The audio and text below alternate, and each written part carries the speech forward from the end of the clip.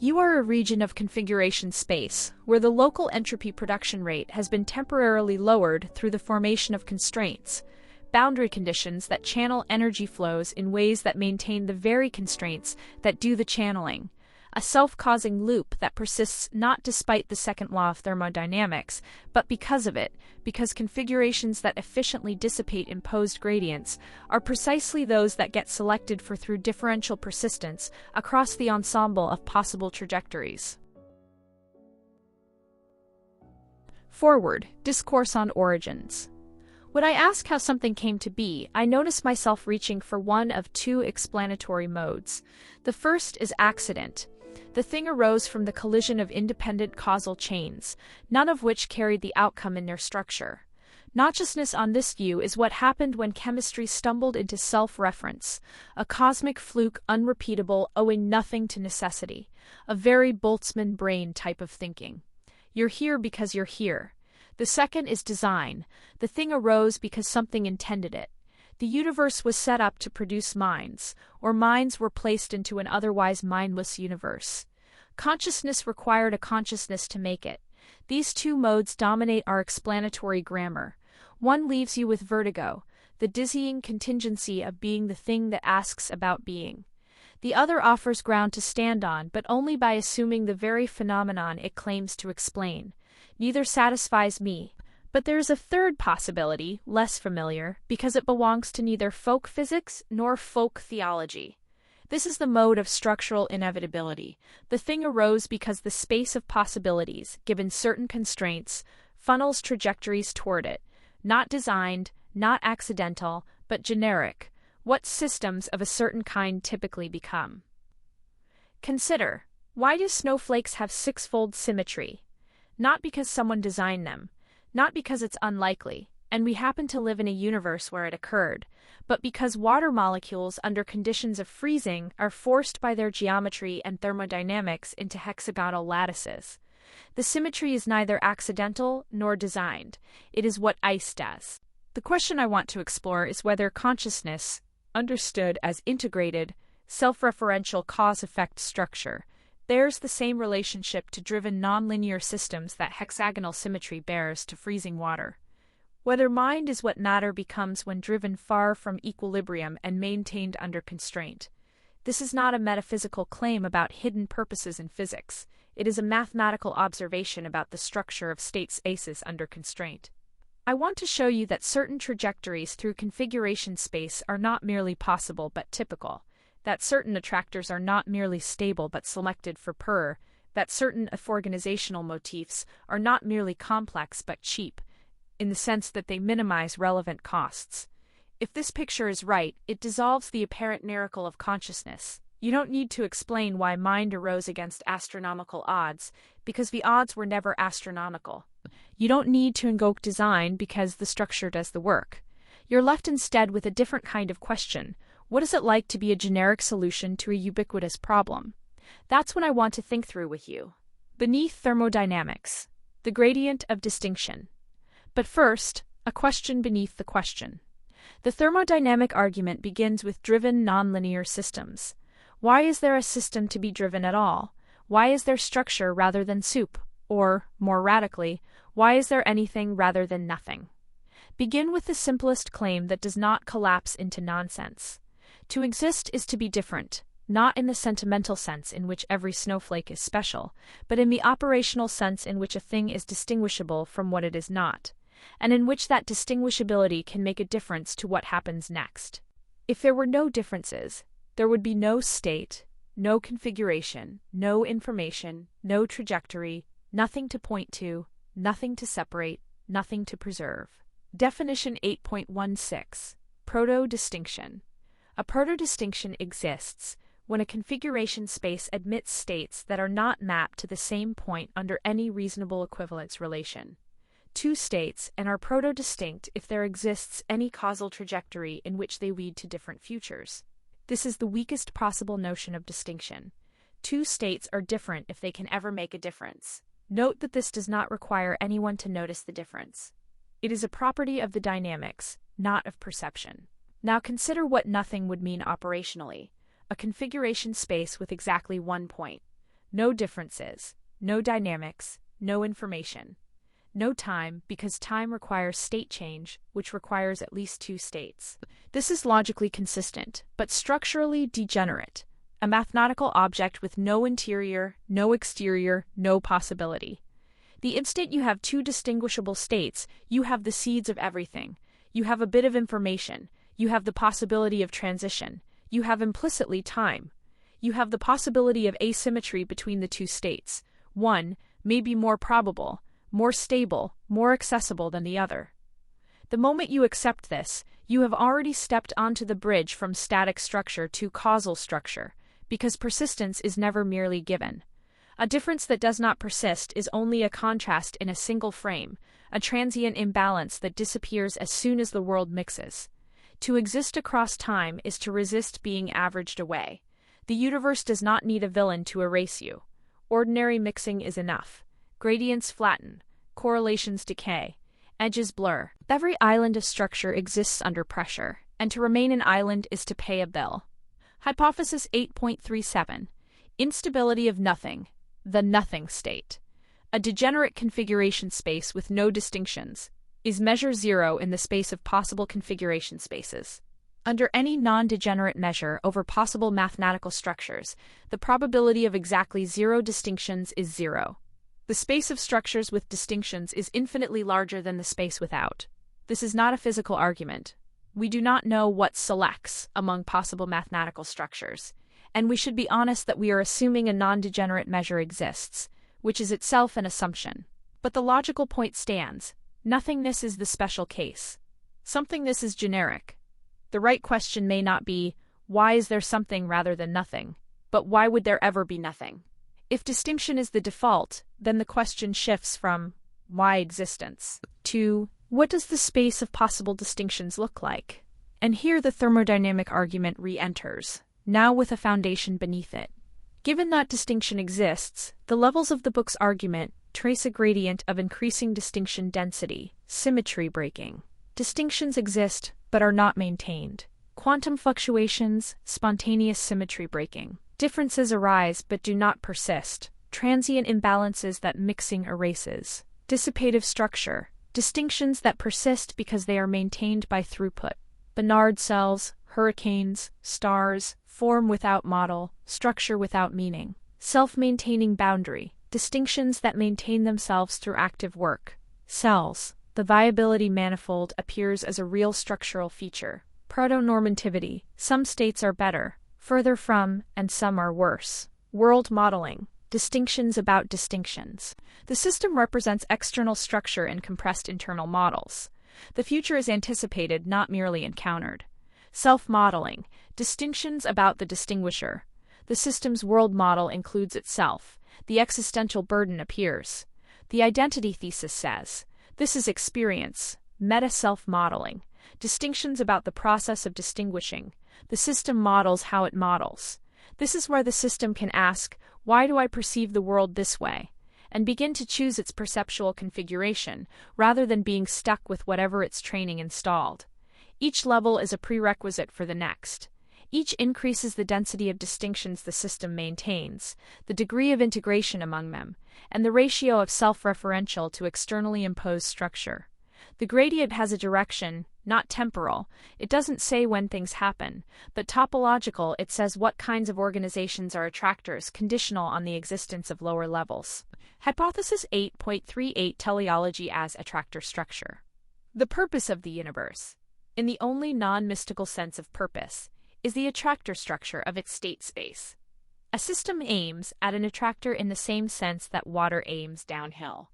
There is no intention, no designer, no purpose in the anthropomorphic sense.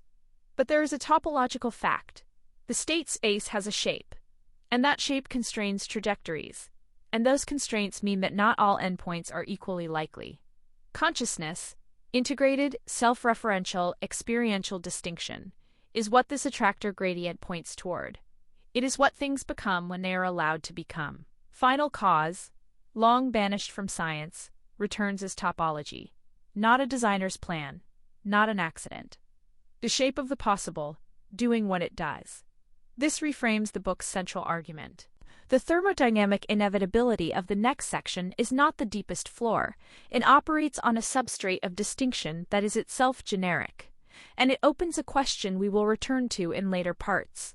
The gradient that produces existence from nothing, life from chemistry, and mind from neurology also produces something else, when the distinguishing operation is applied with maximum intensity to the self-world boundary. The self claims all the interiority and the world goes dead as a side effect. That phenomenon and the parameter that governs it will become important. Introduction. What I'm trying to say. Here's the core idea. Consciousness was inevitable, not as a lucky accident, not as a biological peculiarity, but as what thermodynamic systems generically become when maintained far from equilibrium under constraint for sufficient duration. When I say inevitable, I mean it in a measure-theoretic sense, given a broad prior over physical substrates, environments, in initial conditions, conditioned on sustained gradients and sufficient degrees of freedom. The emergence of self-modeling systems with rich phenomenal structure is high probability, typical in the ensemble, rather than miraculous in any particular trajectory. An immediate objection, even if some form of self-modeling complexity is typical. The specific form consciousness takes on Earth, carbon-based, neurally implemented, with the particular qualitative character we experience, was contingent on billions of years of evolutionary accident. The inevitability claim needs to be distinguished from a universality claim. What I will argue is inevitable is the structural pattern, viability maintenance, world modeling, self-modeling, integration under forcing functions. What I do not claim is inevitable is the substrate, neurons rather than silicon, DNA, rather than some other replicator, this particular evolutionary history rather than another. The six-dimensional effect framework developed in Part 2 is an attempt to identify the structural invariants that hold across substrates, the geometry that any self-modeling system navigating uncertainty under constraint would share, regardless of implementation. Whether this attempt succeeds is an empirical question, testable by measuring affect structure in systems with radically different substrates.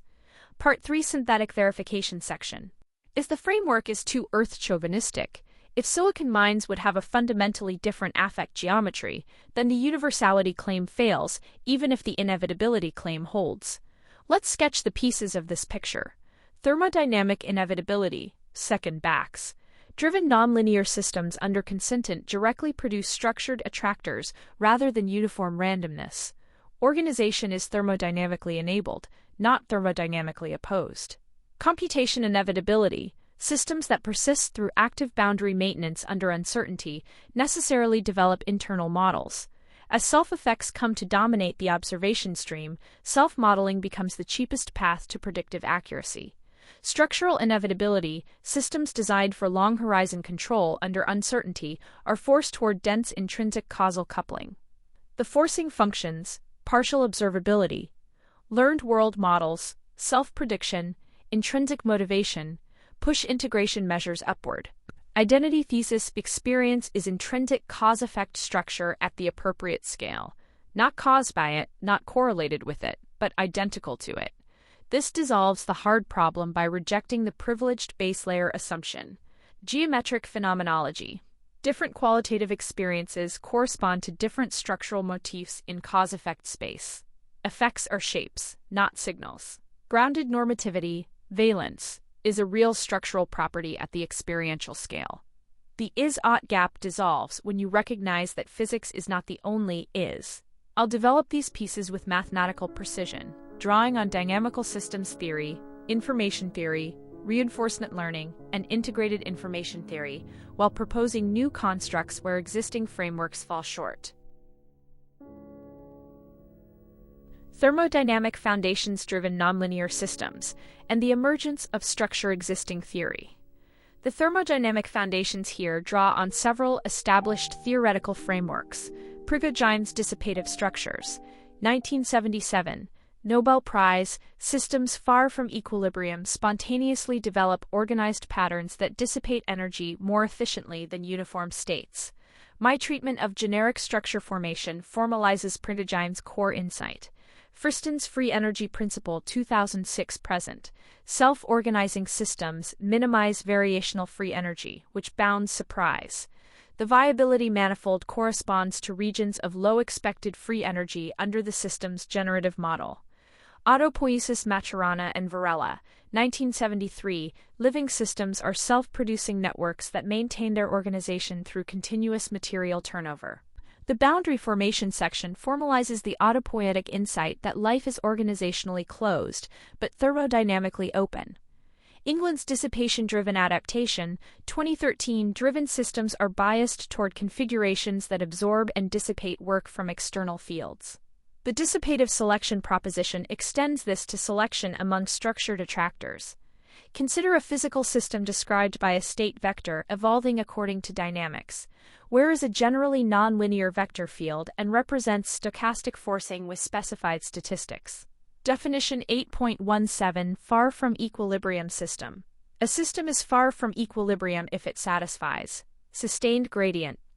There exists a continuous influx of free energy, matter, or information such that the system cannot relax to thermodynamic equilibrium. Dissipation system continuously exports entropy to its environment. Nonlinearity, the dynamics contain nonlinear terms of order. The key insight formalized in non-equilibrium thermodynamics is that such systems generically develop dissipative structures, organized patterns that persist precisely because they efficiently channel the imposed gradients. Theorem 8.1 Generic structure formation.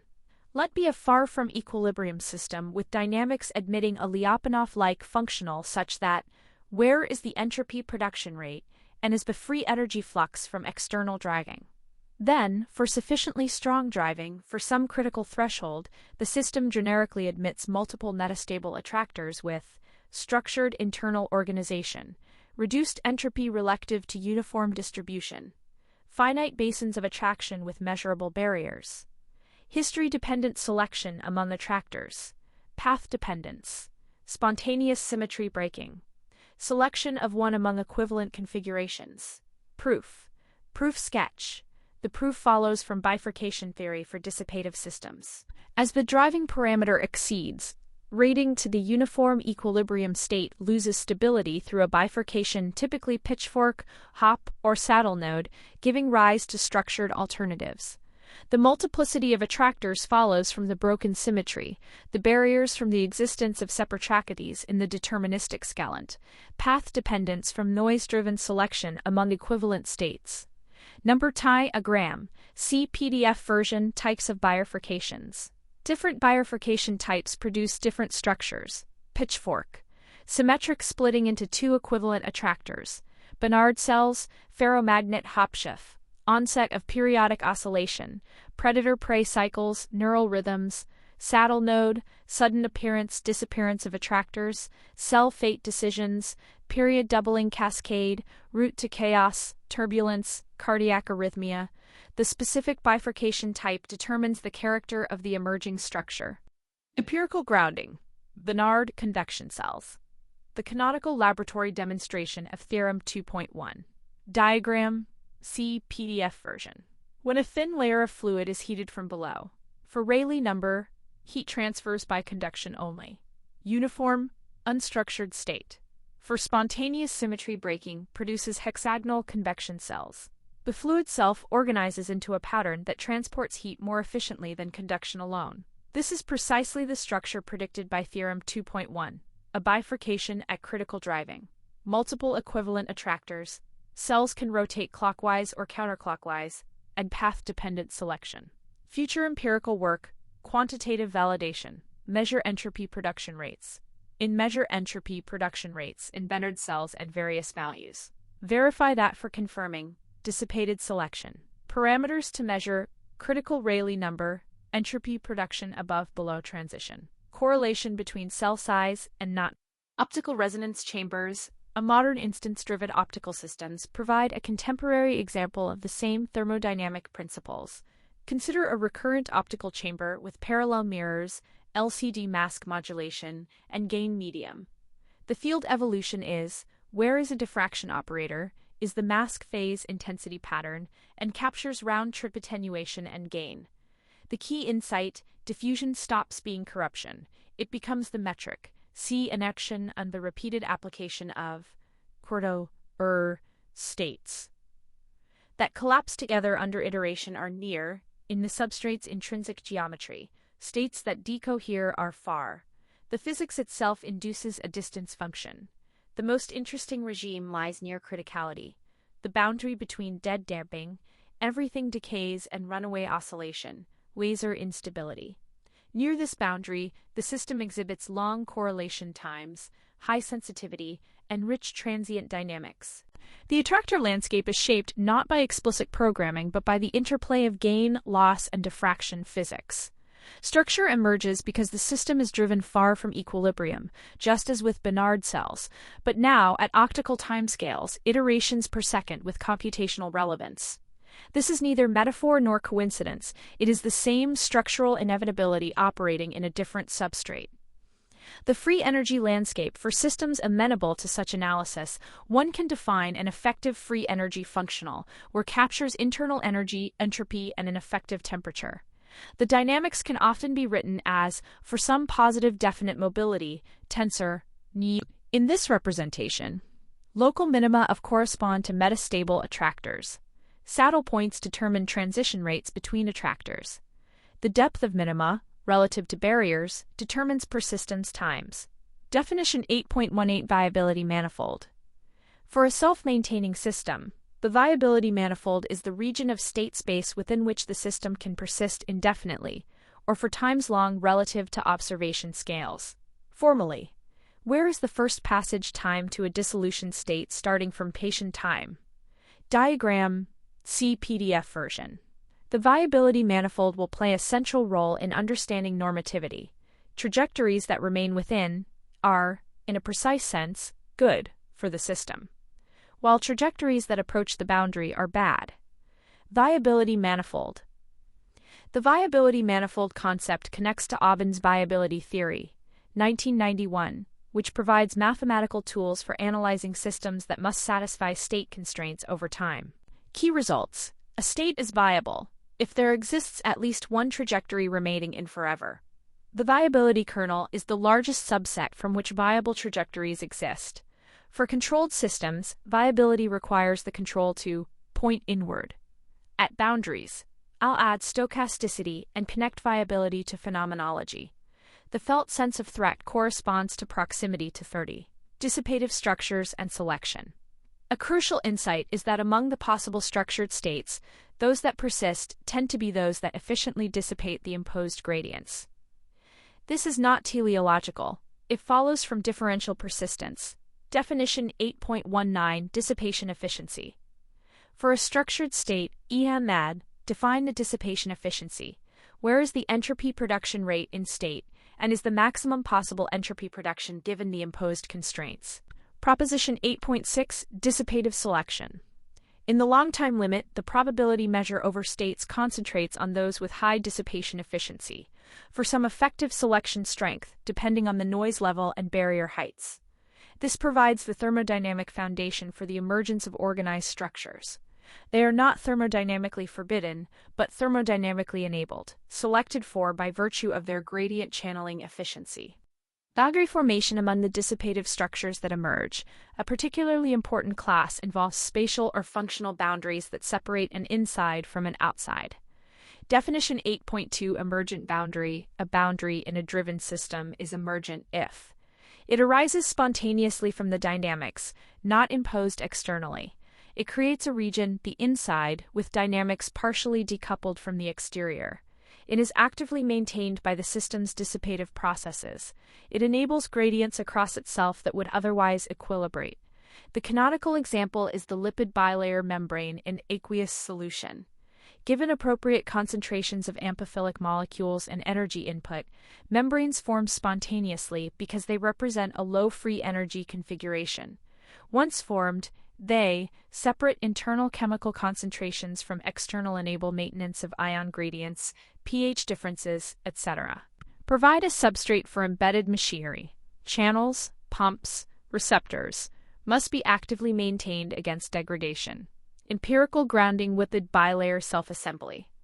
a spontaneous boundary formation from amphiphilic molecules. Diagram. See PDF version. Key thermodynamic facts. Critical micelle concentration. CMC for phospholipids. M-bilayer formation is entropically driven. Releases ordered water from hydrophobic surfaces. Once formed, bilayers spontaneously close into vesicles. No free edges. Membrane maintains 70 mV potential difference across 5 nanometers field strength. This exemplifies emergent boundary. Definition 2.7. Arising spontaneously, creating inside-outside distinction, actively maintained, enabling gradients. Historical context. The recognition that membranes self-assemble was a key insight, linking physics to biology. 1925. Gorder and Grendel estimate bilayer structure from lipid surface area ratio 1935. Danieli and Dabson propose protein-lipid sandwich model 1972. Singer and Nicholson's fluid mosaic model. Still current 1970s too. Lipid vesicle, liposome research shows spontaneous membrane formation. The membrane is the minimal instance of self in biology, a dissipative structure that creates the inside-outside distinction necessary for all subsequent organization. Key result boundaries appear because they stabilize coarse-grained state variables. The emergence of bounded systems, entities with an inside and an outside, is a generic feature of driven nonlinear systems, not a special case requiring explanation. From boundaries to models, the necessity of regulation under uncertainty. Once a boundary exists, it must be maintained. The interior must remain distinct from the exterior, despite perturbations, degradation, and environmental fluctuations. This maintenance problem has a specific structure. Let the interior state be and the exterior state be. The boundary mediates interactions through observations, actions, boundary, permeabilities, active transport, etc. The system's persistence requires maintaining within a viable region, despite incomplete observation of partial observability. Stochastic perturbations, environmental and internal noise. Degradation of the boundary itself, requiring continuous repair. Finite resources, energy, raw materials. Theorem 8.2. Regulation requires modeling. Let be a bounded system that must maintain under partial observability of point. Any policy that achieves viability with probability. Where is the viability probability under random actions implicitly computes a function where is a sufficient statistic for predicting future observations and viability relevant outcomes. Proof. By the sufficiency principle, any policy that outperforms random must exploit statistical regularities in the observation sequence. These regularities, if exploited, constitute an implicit model of the environment's dynamics. The minimal such model is the sufficient statistic for the prediction task. In the POMDP formulation, see below, this is the belief state. #POMDP formalization. The situation of a bounded system under uncertainty admits precise formalization as a partially observable Markov decision process POMDP. Existing theory. The POMDP framework connects this analysis to several established research programs. Active inference Friston et al., 2017. Organisms as inference machines that minimize expected free energy through action. The belief state sufficiency result here is their Bayesian brain hypothesis formalized. Predictive processing Clark, 2013. Hawi, 2013. The brain as a prediction engine, with perception as hypothesis testing. The world model is their generative model. Good regulator theorem. Conant and Ashby, 1970. Every good regulator of a system must be a model of that system. Theorem 3.1 here is a POMDP-specific instantiation. Embodied cognition Varela, Thompson and Roche, 1991. Cognition as enacted through sensoromotor coupling. My emphasis on the boundary as the locus of modeling aligns with enactivist insights. Definition 8.21. POMDP. A POMDP is a tuple where top state space, true world state, including system interior, action space, observation kernel, reward function, discount factor. The agent does not observe directly, but only. The sufficient statistic for decision-making is the belief state. Definition 8.22 Belief state. The belief state at time is the posterior distribution over world states given the history. The belief state updates via Bayes' rule. Proposition 8.7. Belief state sufficiency. The belief state is a sufficient statistic for optimal decision-making in POMDPs. That is, any optimal policy can be written as mapping belief states to actions. This establishes that any system that performs better than random under partial observability is implicitly maintaining and updating a belief state, i.e., a model of the world. The world model in practice, maintaining the full belief state, is computationally intractable for complex environments. Real systems maintain compressed representations. Definition 8.23 World Model A. World model is a parameterized family of distributions that predicts future observations given history and planned actions. For some horizon, modern implementations in machine learning typically use recurrent latent state space models. The latent state serves as a compressed belief state, and the model is trained to minimize prediction error. Key result.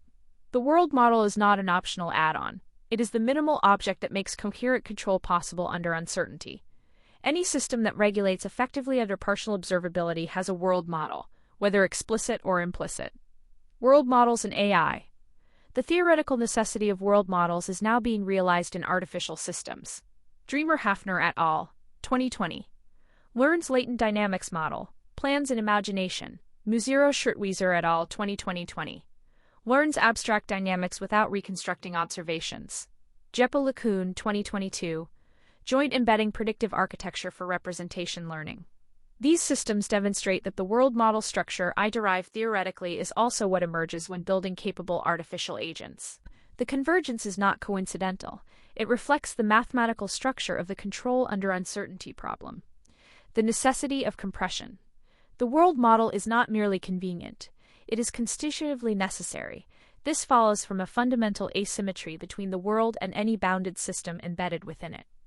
Theorem 8.3 Information bottleneck necessity. Let be the world state space with effective dimensionality. Might be a bounded system with finite computational capacity. Also have be a bounded system with finite computational capacity. Then where is the system's internal representation? The world model necessarily inhabits a state space smaller than the world. Proof. The world contains effectively unbounded degrees of freedom. Every particle, field configuration, and their interactions across all scales. Any physical system has finite matter, energy, and spatial extent, hence finite information carrying capacity. The system cannot represent the world at full resolution. It must compress. This is not a limitation to be overcome, but a constitutive feature of being a bounded entity in an unbounded world. Number definition 8.24 Compression ratio. The compression ratio of a world model is: where is the subspace of world states that affect the system's viability? The compression ratio characterizes how much the system must discard to exist. This has profound implications. Proposition 8.8 Compression determines ontology. What a system can perceive, respond to, and value is determined by what survives compression. The world model's structure, which distinctions it maintains, which it collapses, constitutes the system's effective ontology. The information bottleneck principle formalizes this. The optimal representation maximizes information about viability-relevant outcomes while minimizing complexity. The Lagrange multiplier controls the compression fidelity trade-off. Different values yield different creatures. High produces simple organisms with coarse world models. Low produces complex organisms with rich representations. Key result. The world model is not a luxury or optimization strategy. It is what it means to be a bounded system in an unbounded world. The compression ratio is not a parameter to be minimized, but a constitutive feature of finite existence. What survives compression determines what the system is. Attention as measurement selection compression determines what can be perceived. But a second operation determines what is perceived. Attention. Even within the compressed representation, the system must allocate processing resources selectively. It cannot respond to all viability-relevant features simultaneously. Attention is this allocation. In any system whose dynamics are sensitive to initial conditions, and all nonlinear driven systems are, the choice of what to measure has consequences beyond what it reveals. It determines which trajectories the system becomes correlated with. Proposition 8.9. Attention selects trajectories. Let a system inhabit a chaotic environment where small differences in observation lead to divergent action sequences. The system's attention pattern weights which observations are processed at high fidelity and which are compressed or discarded.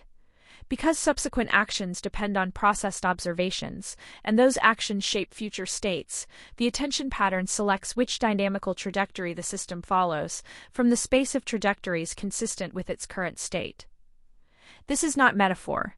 In deterministic chaos, trajectories diverge exponentially from nearby initial conditions. The system's attention pattern determines which perturbations are registered and which are ignored, which means it determines which branch of the divergent trajectory bundle the system follows. The unattended perturbations are not collapsed or destroyed. They continue to exist in the dynamics of the broader environment. But the system's future becomes correlated with the perturbations it attended to, and decorrelated from those it did not. The mechanism admits a precise formulation. Let be the a priori distribution over states, the probability of finding the environment in state, governed by physics.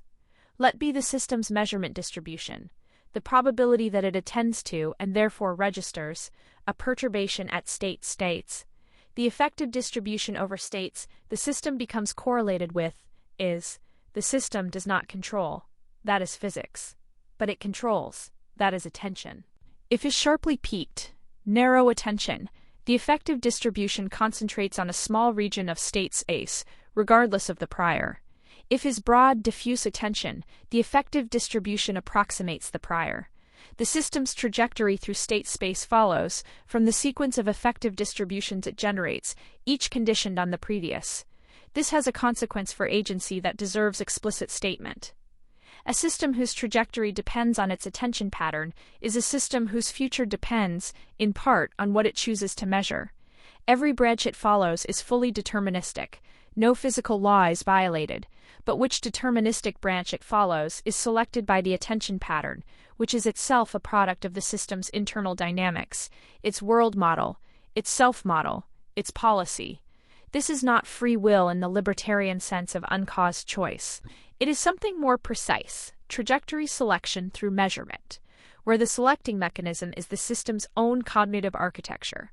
Determinism is preserved. Agency is real. Both are true because agency does not require violation of physical law, requires that the system's internal states, including its values, its goals, its attention distribution causally influence which trajectory it follows. They do. Proposition 8.1. Information persistence and branch commitment. Once measurement information is integrated into the system's belief state, its future must remain consistent with what was observed. Registered observations constrain the trajectory. The system cannot unobserve a perturbation. However, if entropy degrades the information, if the observation is forgotten, overwritten, or lost to noise, the constraint dissolves. The system's trajectory is no longer pinned by that measurement, and the space of accessible futures re-expands. Sustained attention to a particular feature of reality functions as repeated measurement. It continuously reconstrains the trajectory, stabilizing it near states consistent with the attended feature. This is analogous to the quantum Zeno effect, where repeated measurement prevents a system from evolving away from its measured state, but the classical version requires no quantum mechanics, only the sensitivity of chaotic dynamics to which perturbations are registered. Open question. The trajectory selection mechanism admits a speculative extension. In a Noetherian quantum framework where all measurement outcomes coexist as branches, attention would determine not just which classical trajectory a system follows, but which quantum branch it becomes entangled with. The effective distribution equation above would apply at the quantum level. The a priori distribution is the quantum state. The measurement distribution is the observer's attention pattern, and the effective distribution determines which branch the observer becomes entangled with. Whether this quantum extension is necessary depends on whether quantum coherence persists at scales relevant to biological attention, a question on which the evidence is currently against, given decoherence timescales at biological temperatures. But the classical version of the claim attention selects among chaotically divergent trajectories requires no quantum commitment and is sufficient to establish that what a system attends to partially determines what happens to it, not merely what it knows about what happens to it. The speculative extension is noted here because the formal structure is identical at both scales. The same equation governs trajectory selection, whether the underlying dynamics are classical chaotic or quantum mechanical. The emergence of self-model existing theory. The self-model analysis connects to multiple research traditions. Mirror self-recognition, Gallup, 1970. Behavioral marker of self-model presence. The mirror test identifies systems that model their own appearance. A minimal self-model. Theory of mind, Premack and Woodruff. 1978. Modeling others' mental states requires first modeling one's own. Self-model precedes other model developmentally. Metacognition research. Flavel, 1979. Coriat, 2007. Humans monitor their own cognitive processes. Confidence, uncertainty, learning progress. This is self-model salience in action. Default mode network. Reichle et al., 2001. Brain regions active during self-referential thought. The neural substrate of high self-model salience states. Rubber hand illusion, Ott, Vinnick, and Cohen. 1998. Self-model boundaries are malleable. Updated by sensory evidence. The self is a model, not a given. The self-effect regime. As a controller becomes more capable, it increasingly shapes its own environment. The observations it receives are increasingly consequences of its own actions. Definition 8.25. Self-effect ratio. For a system with policy and environment, define the self-effect ratio, where denotes mutual information and denotes entropy. This measures what fraction of the information in future observations is attributable to past actions. Proposition 8.11. Self-effect transition. For capable agents in structured environments, increases with agent capability. In the limit of high capability, bounded by the environment's intrinsic stochasticity. Self-modeling as prediction error minimization. When is large, the agent's own policy is a major latent cause of its observations. Consider the world model's prediction task. The term is the agent's own policy. If the world model treats actions as exogenous, as if they come from outside the system, then it cannot accurately model this term. This generates systematic prediction error. Theorem 8.4. Self-model inevitability. Let be a world model for an agent with self-effect ratio for some threshold. Then, where is the prediction loss? The gap grows without self-model. The world model can vect proof without a self-model. The proof without a self-model, the world model must treat as a fixed prior or uniform distribution. But the true action distribution depends on the agent's internal states, beliefs, goals, and computational processes. By including a model of these internal states, a self-model, the world model can better predict, and hence, the improvement is proportional to the mutual information, which scales with model Frashne. Definition 8.26. Self-model. A self-model is a component of the world model that represents the agent's internal states, beliefs, goals, attention, etc. The agent's policy is a function of these internal states, the agent's computational limitations and biases, the causal influence of these factors on action and observation. Formally, where captures the relevant internal degrees of freedom. Key result: self-modeling becomes the cheapest way to improve control once the agent's actions dominate its observations. The self is not mystical. It is the minimal latent variable that makes the agent's own behavior predictable. Note a consequence that will become important in Part 2. The self-model has interiority. I know it's C. What is top nearly describe the agent's body from outside. It captures the intrinsic perspective, goals, beliefs, anticipations, the agent's own experience of what it is to be an agent. Once this self-model exists, the cheapest strategy for modeling other entities whose behavior resembles the agent's is to reuse the same architecture. The self-model becomes the template for modeling the world.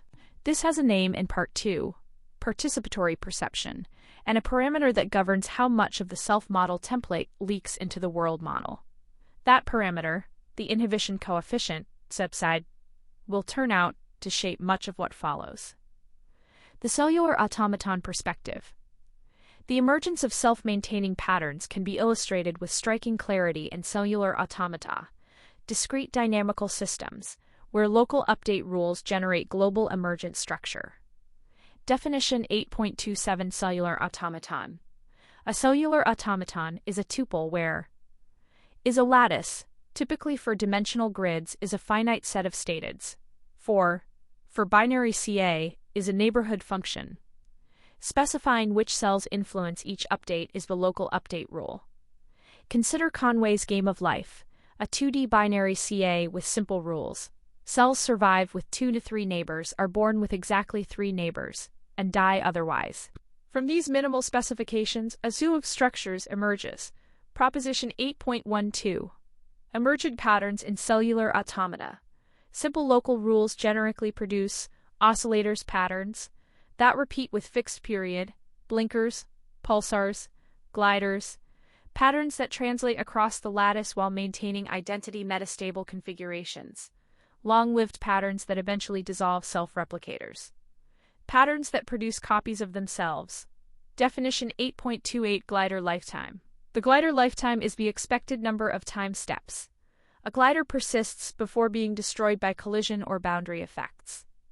This is a minimal model of bounded existence, a structure that maintains itself through time, distinct from its environment, yet ultimately impermanent.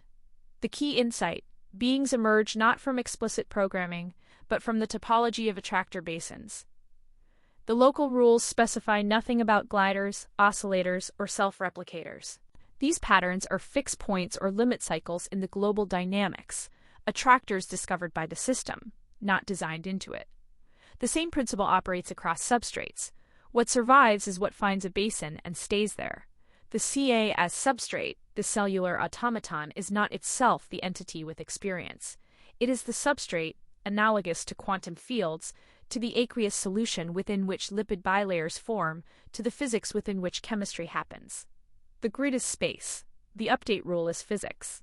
Each time step is a moment. The patterns that emerge within this substrate are the bounded systems, the protocells, the entities that may have effect structure. This distinction is crucial. When we say a glider in life, we are not saying the CA is conscious. We are saying the CA provides the dynamical context within which a bounded self-maintaining structure persists, and that structure, not the substrate, is the candidate for experiential properties. Definition 8.29 Substrate versus Entity A. A substrate provides a state space, all possible configurations, dynamics, local update rules, ongoing energy, continued computation. Locality. Interactions fall off with distance. An entity within the substrate is a pattern that has boundaries, correlation structure distinct from background, persists, finds, and remains in an attractor basin, maintains itself, actively resists dissolution. May model world and self. Sufficient complexity. Boundary as correlation structure in a uniform substrate. There is no fundamental boundary. Every cell follows the same local rules. A boundary is a pattern of correlations that emerges from the dynamics. Definition 8.3 Emergent boundary in discrete substrate. Let be cells in a CA. A set constitutes a bounded pattern if, and the boundary is the contour where correlation drops below threshold.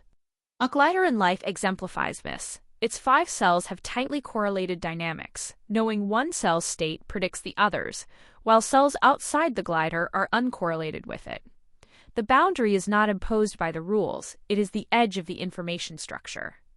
World model as implicit structure. The world model is not a separate data structure in a CA, it is implicit in the pattern's spatial configuration. Proposition 8.13 Implicit world model A. Pattern has an implicit world model if its internal structure encodes information predictive of future observations. In a CA, this manifests as peripheral cells acting as sensors. State depends on distant influences via signal propagation. Memory region cells, whose state encodes environmental history, predictive structure, configuration that correlates with future states. The compression ratio from theorem ref applies. The pattern necessarily compresses the world because it is smaller than the world. Self-model as constitutive here is the recursive twist that CAs reveal with particular clarity. When the self-effect ratio is high, the world model must include the pattern itself, but the world model is part of the pattern, so the model must include itself. Proposition 8.14 Constitutive self-model in a CA. The self-model is not representational, but constitutive MOSH. The cells that track the pattern's state are part of the pattern whose state they track. The map is literally embedded in the territory. This is the recursive structure described in Part 2. The process itself, recursively modeling its own modeling, predicting its own predictions. In a CA, this recursion is visible. The self-tracking cells are part of the very structure being tracked. The ladder traced in discrete substrate, we can now trace each step of the ladder with precise definitions. Uniform substrate, just the grid with local rules. No structure yet. Transient structure. Random initial conditions produce temporary patterns. No persistence. Stable structure. Some configurations are stable. Still lifes or periodic oscillators. First emergence of entities distinct from background. Self-maintaining structure. Patterns that persist through ongoing activity. Gliders, puffers. Dynamic stability. The pattern regenerates itself each time step. Bounded structure. Patterns with clear correlation boundaries. Interior cells mutually informative. Exterior cells independent. Internally differentiated structure. Patterns with multiple components serving different functions. Glider guns, breeders. Not homogeneous but organized. Structure with implicit world model. Patterns whose configuration encodes predictively useful information about their environment. The pattern knows what it cannot directly observe. Structure with self-model and buyer patterns, whose world model includes themselves. Emerges when the pattern's own configuration dominates its observations. Integrated self-modeling structure, patterns with high, where self-model and world model are irreducibly coupled. The structural signature of unified experience under the identity thesis. Each level requires greater complexity and is rarer. The forcing functions, partial observability, long horizons, self-prediction, should select for higher levels. From reservoir to mind, there exists a spectrum from passive dynamics to active cognition. Reservoir, system processes inputs, but has no self-model, no goal-directedness. Dynamics are driven entirely by external forcing. Echo-state networks, simple optical systems below criticality. Self-organizing dynamics. System develops internal structure, but structure serves no function beyond dissipation. Bernard cells laser modes self-maintaining patterns. Structure actively resists perturbation. Has something like a viability manifold. Autopoietic cells, gliders in protected regions. Self-modeling systems, structure includes a model of itself, enabling prediction of own behavior. Organisms with nervous systems, AI agents with world models. Integrated self-modeling systems, self-model is densely coupled to world model, creating unified cause-effect structure. Self-model is densely coupled to world model, creating unified cause-effect structure. Threshold from nominal experience under the identity thesis. The transition from reservoir to mind is not a single leap, but a continuous accumulation of organizational features. The question is where on this spectrum integration crosses the threshold for genuine experience. Deep technical. Computing in discrete substrates, the integration measure integrated information can be computed exactly in cellular automata, unlike continuous neural systems where approximations are required. Let be the state of cells at time. The CA dynamics define a transition probability. Where is the local update rule, and is the neighborhood? Algorithm 1. Exact via partition enumeration. For a pattern of cells, enumerate all by partitions where partition. Complexity, partitions, states per partition, total, time, feasible, for comping. Algorithm 2.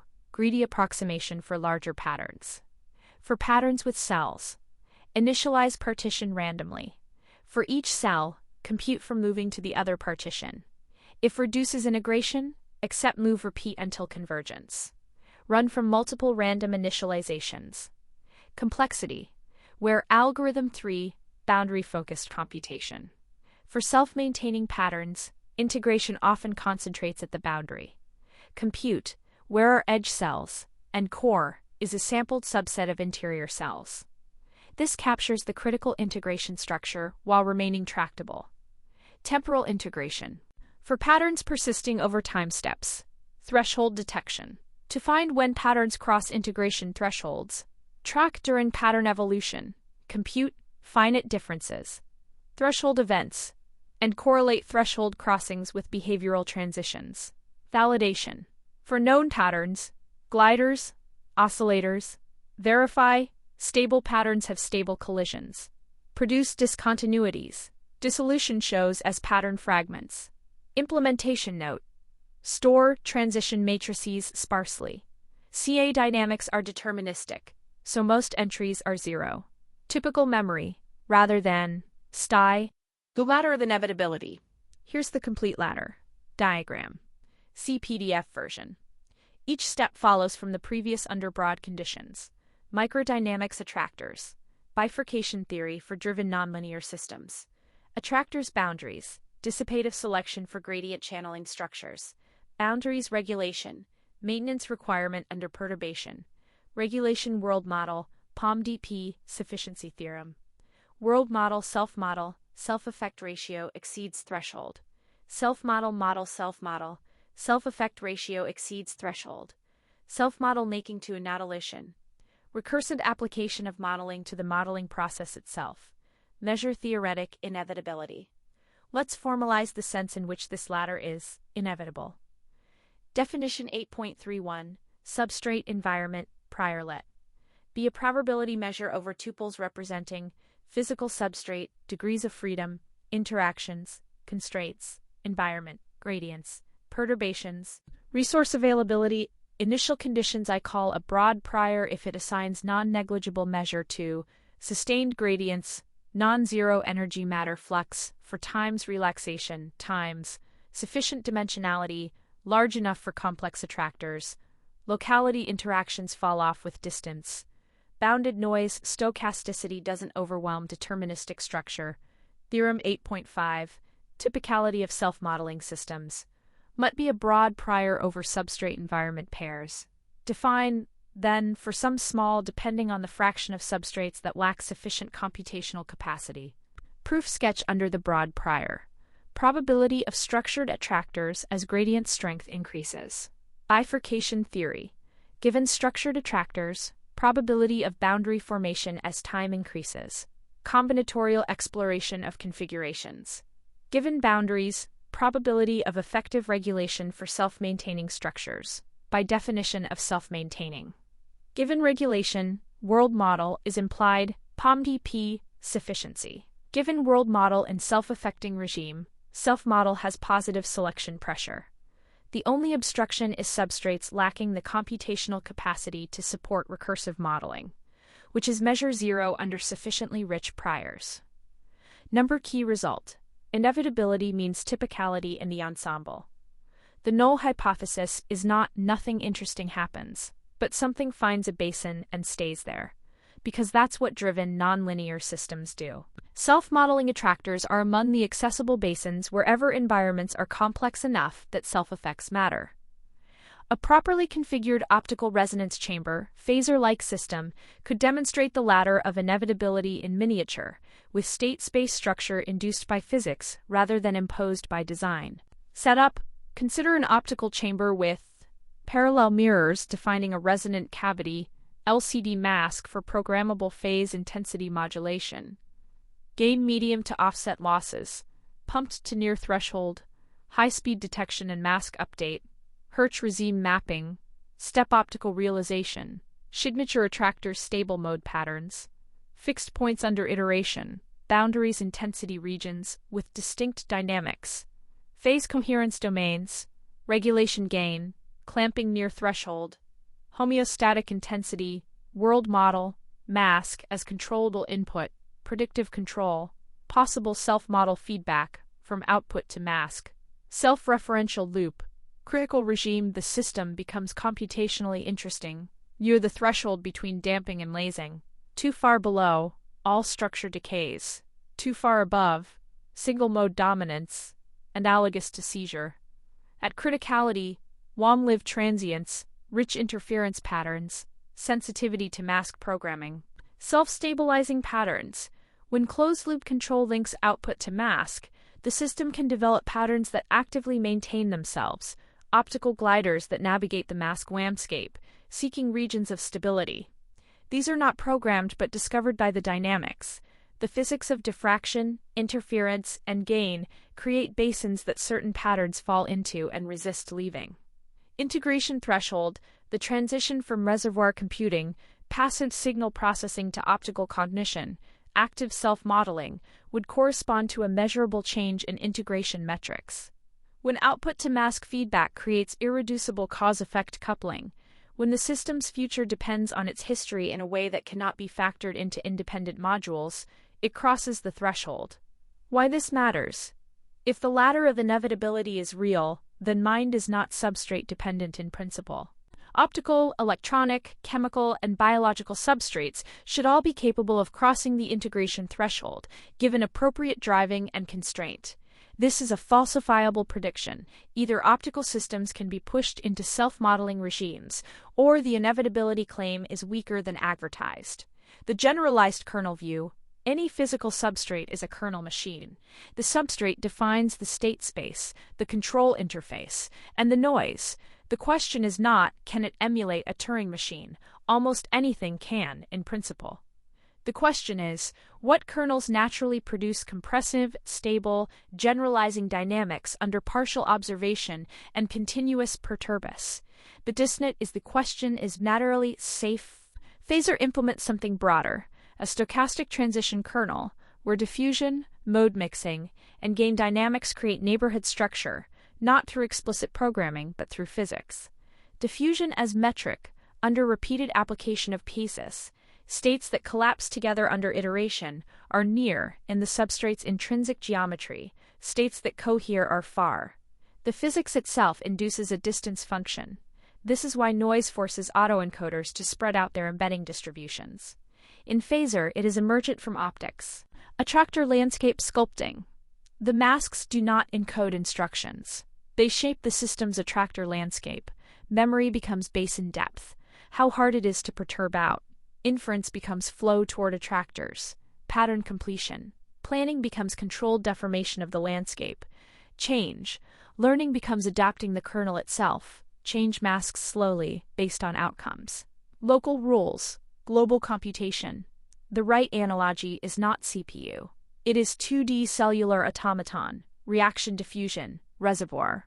Each mask pixel couples mainly to a neighborhood, due to diffraction limits. Propagation is structured local mixing in the spatial frequency domain. Noise and gain create regime-dependent stability. The intelligence emerges from local interactions, not from global symbolic manipulation.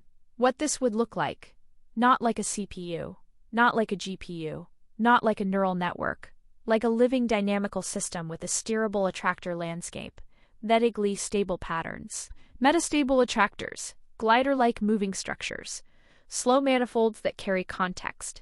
The stuff a CA nerd recognizes as life. You don't need the optics to preserve symbols. You need it to preserve mesoscopic invariants, bratters, attractors, interfaces, wavefronts, pockets of state that carry information robustly. This is how brains work too, not with perfect bits, but with stable population dynamics.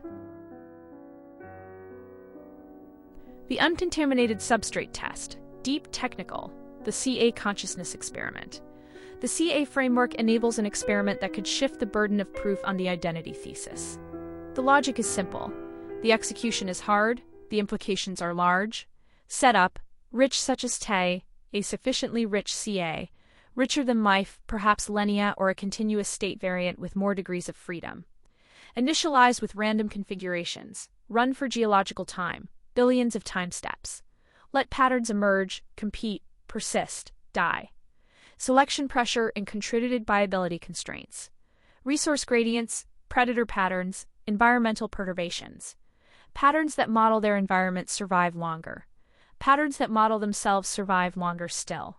The forcing functions from the forcing functions section apply. Partial observability. Patterns cannot see beyond local neighborhood. Long horizons, resources fluctuate on slow timescales. Self-prediction. A pattern's own configuration dominates its future observations. Communication emergence. When multiple patterns must coordinate, cooperative hunting, territory negotiation, mating, communication pressure emerges. Patterns that can emit signals, glider streams, oscillator bursts, structured wavefronts, and respond to signals from others gain fitness advantages. Language emerges, not English, not any human language, something new, something uncontaminated. The measurement protocol for each pattern at each time step, valence, exact, computable, the Hamming distance to the nearest configuration where the pattern dissolves, differenced across time steps, positive when moving into viable interior, negative when approaching dissolution.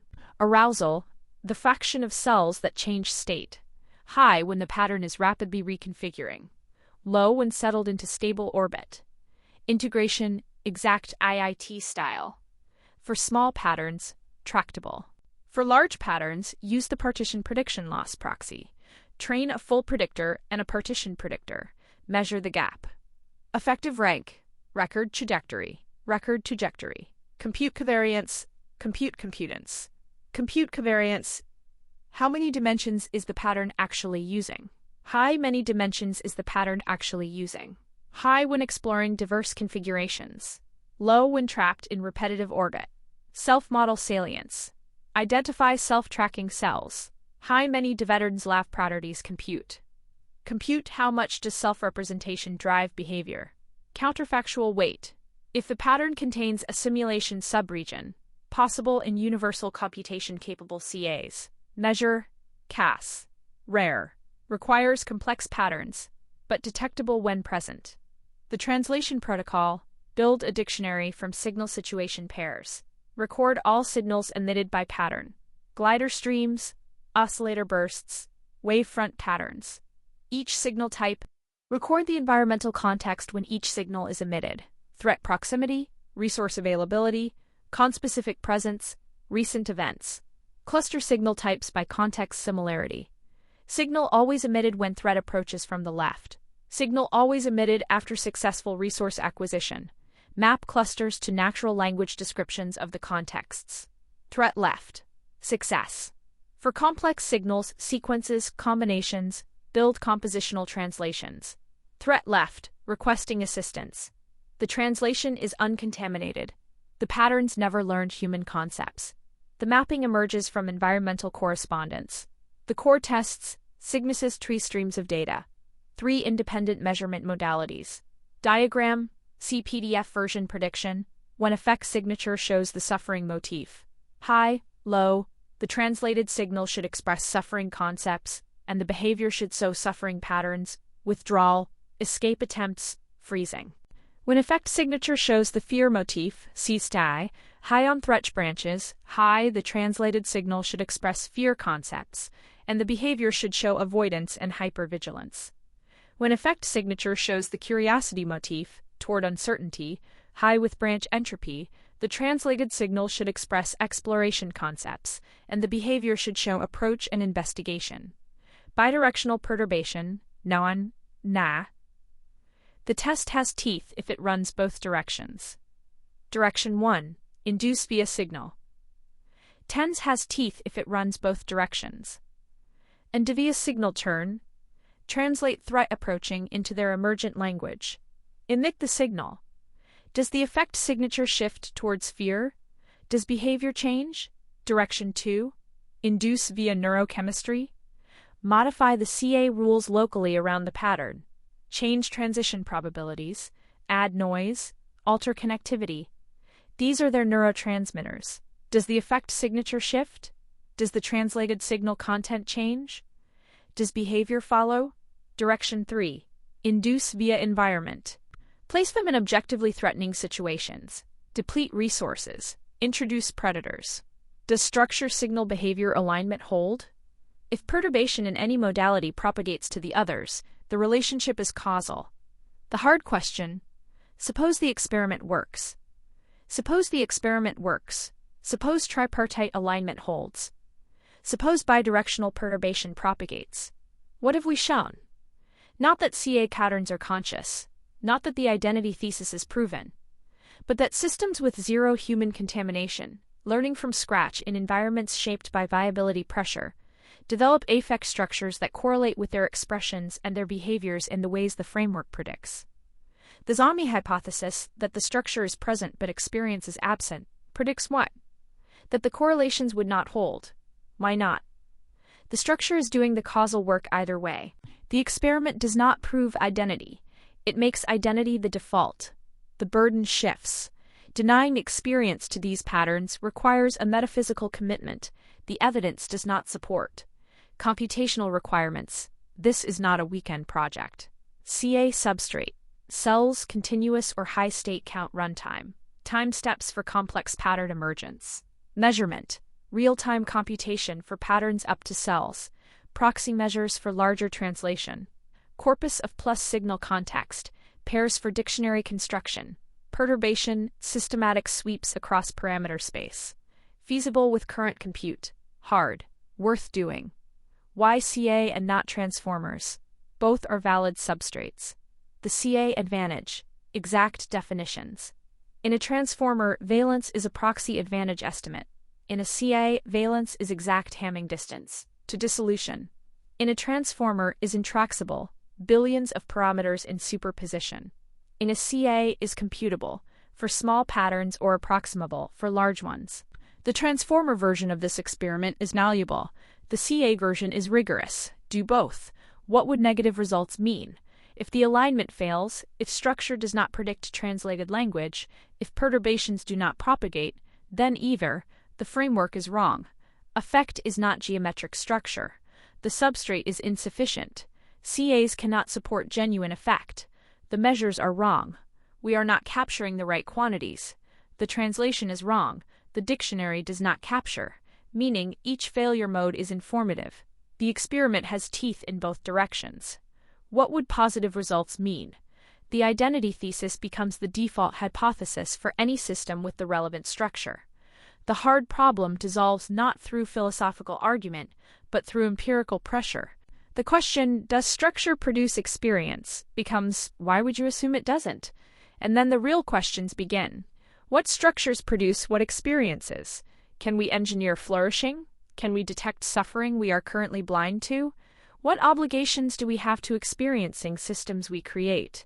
The experiment is not the end. It is the beginning of a different kind of inquiry. Preliminary results. Where the latter stalls, we have begun running a simplified version of this experiment using linear, continuous CA, toroidal grid with resource dynamics, measuring via partition prediction loss, via mass change, via state change rate, and via trajectory PCA. The results so far are instructive, not because they confirm the predictions above, but because of where they fail. Hypothesis 8.39. The latter requires heritable variation emergent CA patterns, achieve rungs 1 to 3 of the latter, microdynamics attractors boundaries from physics alone. The transition to rung 4, functional integration, requires evolutionary selection acting on heritable variation in the trait that determines integration response. Proposed experiment substrate linear with resource depletion generation, Michaelis-Menten, growth modulation. Perturbation, drought, resource regeneration, measure, under drought, conditions, no evolution, B11 0. Naive patterns under drought, decreases by 1, same decomposition dynamics as LLMs. Homogeneous evolution V11 0.1. In situ selection for robustness, fitness, still decomposes, D9. Still decomposes 5, all patterns sphere identical growth function. Selection prunes but cannot innovate.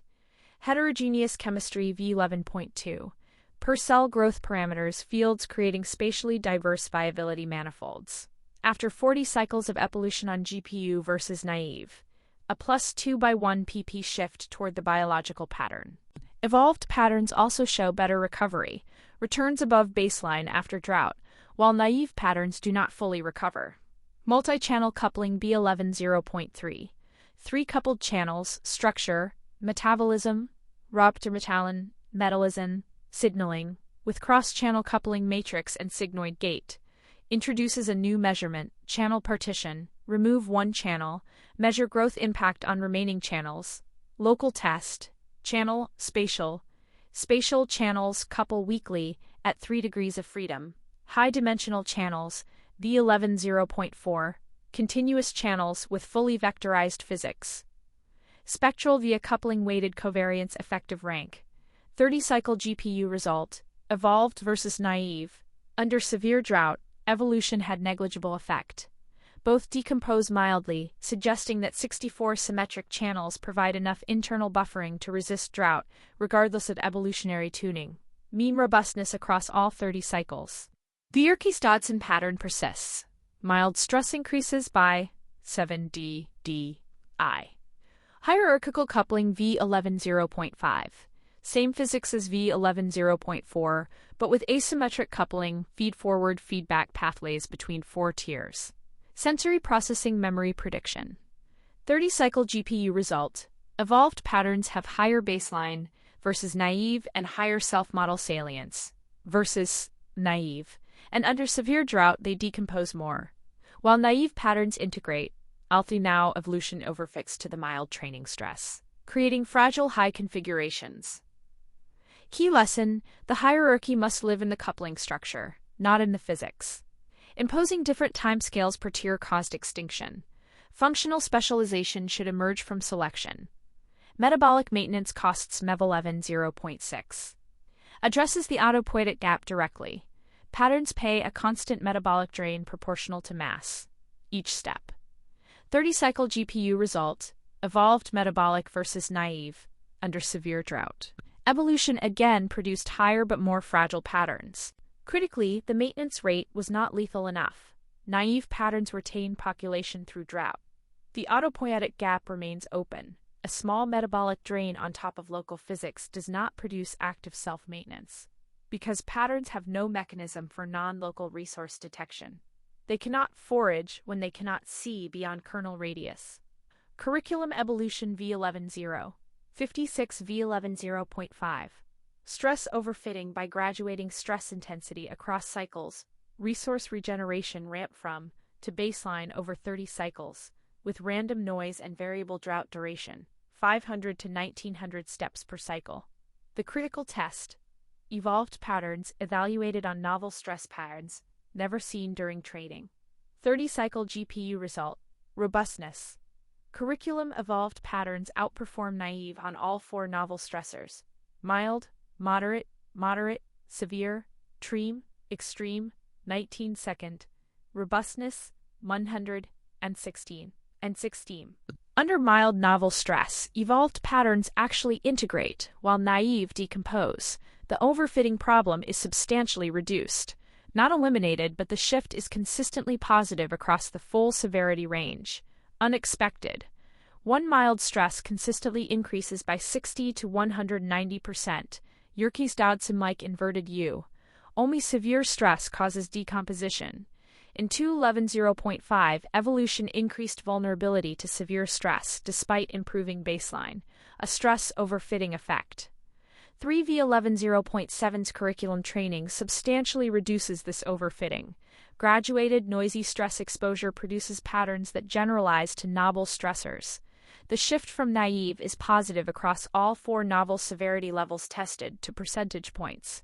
4v11.0.6's metabolic cost was intended to create lethal drought, but at the drought was not lethal. Naive patterns retained population. Evolved metabolic patterns decompose while naive held at 9001, repeating the fragility pattern of V11.0.5. The deeper lesson, adding metabolic cost to a substrate with fixed radius perception, produces efficient passivity, not active foraging. The anxiety parallel deepens. V11.0.5 shows that fixed stress training produces maladaptive fragility. V11.0.7 shows that graduated exposure, CF systematic desensitization builds genuine robustness, and V11.0.6 shows that existential stakes alone do not produce adaptation when the organism cannot perceive beyond its local neighborhood. Under severe drought across substrate conditions. V11.0.2 show progressive improvement. V11.0.4 HD further reduces decomposition. V11.0.5 reveals stress overfitting. V11.0.7 curriculum training substantially reduces its positive shift on all novel stressors. V11.0.6 metabolic cost produces efficient passivity, not active foraging. The trajectory from V11.0 through V11.7 reveals 2 orthogonal axes of improvement. The first is substrate complexity. Each step from V11.0 to V11.0.5 adds internal degrees of freedom for evolution to select. On heterogeneous chemistry, V11.0.2, multiple coupled channels, V11.0.3, V11.4, hierarchical coupling, V11.0.5, a Lachenherkupel 6, V11.0.6, V11.0.6 coalition pressure quality, the substrate matters less than how you stress it. V11.0.6 curriculum training on the same V11.0.4, substrate produces better generalization than V11.5's hierarchical architecture, trained with fixed stress. V11.0.6 goes further, changing the stakes. Metabolic costs makes drought lethal, not merely weakening. V11.0.5 introduces directed coupling structure, feed-forward feedback pathways to test whether functional specialization emerges under selection. The critical insight, attempting to impose different physics per tier, different timescales, custom growth gates caused immediate extinction at.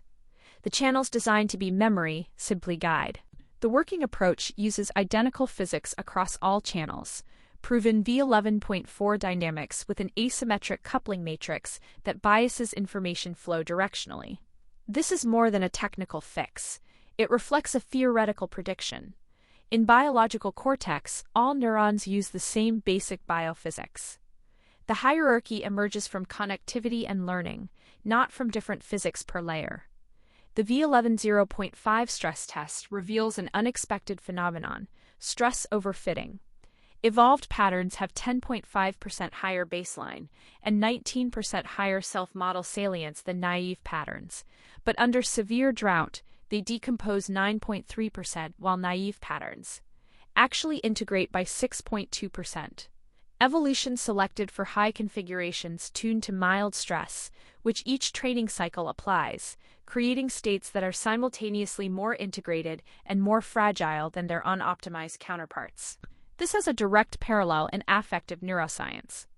Anxiety disorders involve heightened integration and self-monitoring that is adaptive under moderate threat but catastrophically maladaptive under extreme stress. The suffering motif, mun mai, hai, may, describe a system that has been selected too precisely for a particular threat level. The evolved CA patterns show exactly this signature: high baseline 0.076 with high self-model salience 0.99 that collapses under a regime shift. Figure ref. V11.5 stress test. Evolved versus naive patterns through baseline, drought, and recovery. Evolved patterns have higher baseline but decompose under drought, while naive patterns integrate MON. V-evolved patterns maintain high self-model salience. Across all phases, naive patterns show lower and declining salience. Whether evolution on this substrate can discover integration strategies that are robust to novel stresses, not just the training distribution, likely requires curriculum learning, gradually increasing stress intensity, or environmental diversity varying the type and severity of perturbation. This connects to the forcing function framework developed in the next section. The quality of the forcing function matters as much as its presence. Multi-channel linea at increasing dimensionality. PCA projection of channels to RGB, top row, baseline, normal resources, bottom row, drop stress, patterns that are visually simple. At and Menti, the richer channel structure produces more complex spatial organization. Under drought, spatial structure degrades, but the degree of degradation depends on under drought versus channel count. Mid-range spontaneously shows weak integration, positive dimensional high, he composes without evolution. Open question. At what channel count does the substrate have enough internal degrees of freedom for evolution to discover biological-like integration, where increases under threat?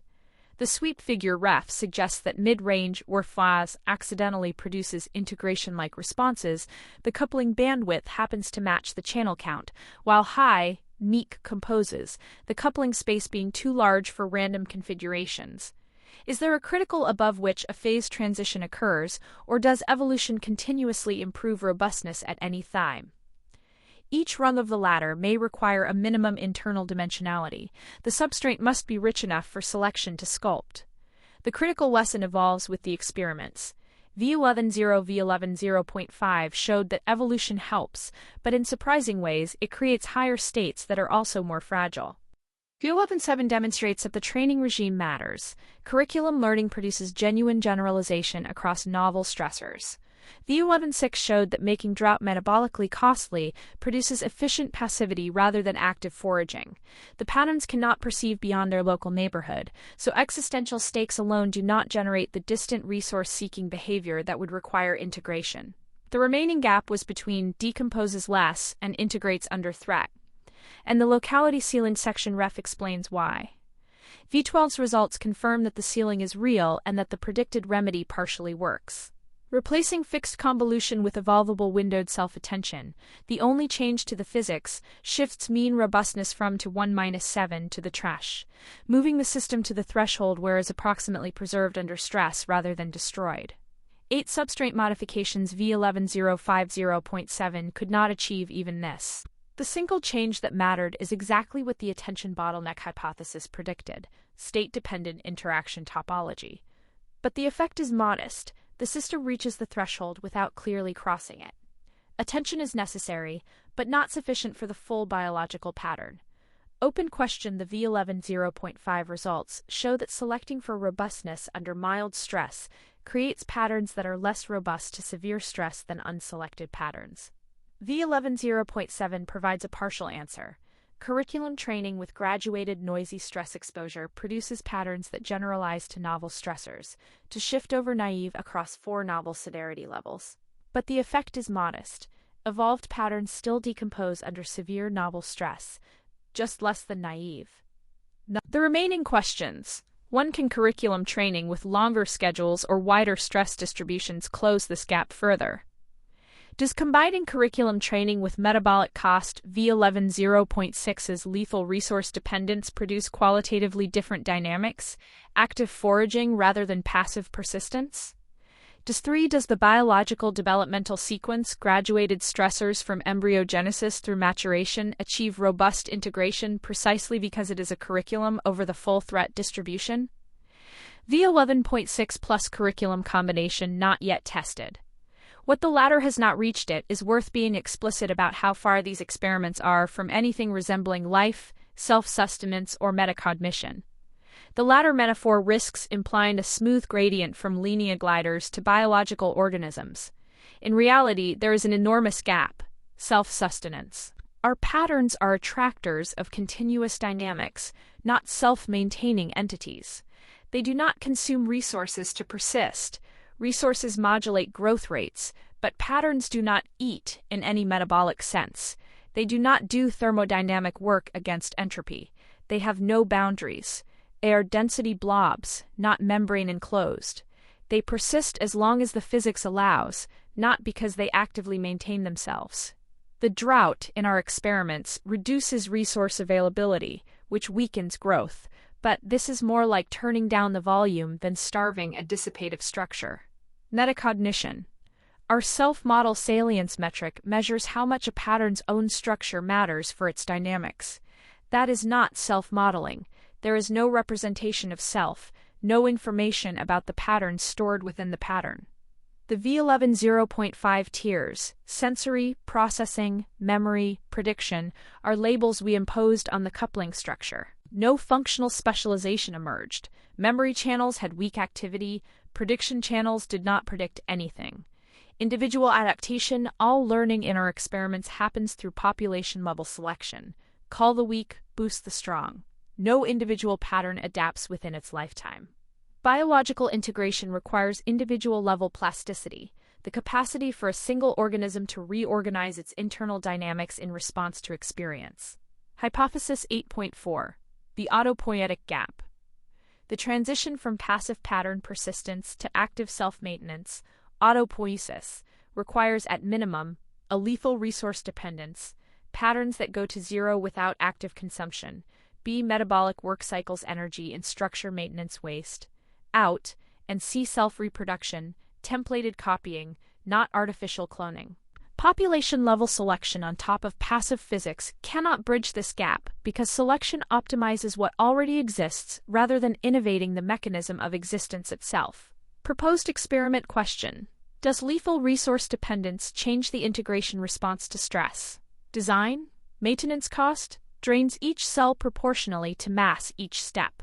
Fitness rewards metabolic efficiency. Result, 30 cycle evolution, 210 G GPU, 215 minutes. Robustness over evolution. Under severe drought, evolved, naive retained of patterns, evolved retained, Croat. The metabolic cost was insufficient to produce genuine lethality. Evolved patterns followed the same fragility pattern as V1190.5, higher baseline fitness, but more vulnerable to regime shift. Why it failed. The maintenance rate was too low to create existential pressure, but the deeper problem is structural. Even with lethal metabolic cost, a convolutional pattern has no mechanism for directed resource seeking. Its perception extends only to kernel radius plant. Active foraging requires non-local information gathering, knowing where resources are before moving toward them. Adding metabolic cost to a blind substrate selects for efficiency, less waste, not for the kind of active self-maintenance that characterizes autopoiesis. Implication: the autopoietic gap is not primarily about resource dependence. It is about perceptual range. Closing it requires substrates where the interaction topology is state-dependent, not fixed by spatial proximity. What the data actually says: 8 experiments, V11.0.7, hundreds of GPU hours, thousands of evolved patterns. What has this taught us? Finding 1. The Yerkes-Dodson pattern is universal and robust. Across every substrate condition, channel count, and evolutionary regime, mild stress increases by special, not fifth. This is not an artifact of any particular measurement. It reflects a statistical truth. Moderate perturbation prunes weak patterns, while the survivors are, by definition, the more integrated ones. Severe stress overwhelms even well-integrated patterns, producing the inverted U. This pattern is the clearest positive result in the entire experimental line. Finding 2. Evolution consistently produces fragile integration. In every condition where evolution increases baseline V11.0.5, V11.0.6, higher metabolic fitness, evolved patterns decompose more under severe drought than unselected patterns. This is not a bug in the experiments, it is a real dynamical phenomenon. Evolution on this substrate finds tightly coupled configurations, where all parts depend on all other parts. Tight coupling is high integration by definition, but it is also catastrophic fragility. When any component fails under resource depletion, the failure cascades through the entire structure. This is the difference between a tightly coupled factory, high integration, catastrophic failure mode, and a loosely coupled marketplace, low integration, graceful degradation under stress. Finding 3. Curriculum training is the only intervention that improved generalization. V11.0.7 is the sole condition where evolved patterns outperform naive on novel stressors across the full severity range. To percentage points. Not more channels, not hierarchical coupling, not metabolic cost. Graduated, noisy stress exposure. The substrate barely matters compared to the training regime. This has a direct parallel in developmental biology. Organisms with rich developmental histories, graduated stressors from embryogenesis through maturation develop robust integration. Organisms exposed to a single threat level develop anxiety-like maladaptive responses. The CA experiments reproduce this pattern with surprising fidelity. Finding 4. The locality ceiling. This is the deepest lesson, visible only in retrospect across the full trajectory. Every V11 experiment uses convolutional physics. Each cell interacts only with neighbors within kernel radius, weighted by a static kernel. Information propagates at most cells per time step. The interaction graph is determined by spatial proximity and does not change with the system's state. This means that can only arise from chains of local interactions. There is no mechanism for a perturbation at to directly affect unless mean square. The coupling matrix in V11.0.4, V11.0.5 partially addresses this. It couples distant channels, but it is fixed. That who talks to whom graph does not change in response to the system state. A pattern cannot choose to attend to a distant resource patch. It cannot reorganize its information flow under stress. It cannot forage. V11.0.6 makes this concrete. Adding metabolic cost to a substrate with radius perception does not produce active self-maintenance. It produces efficient passivity, patterns that waste less, not patterns that seek more.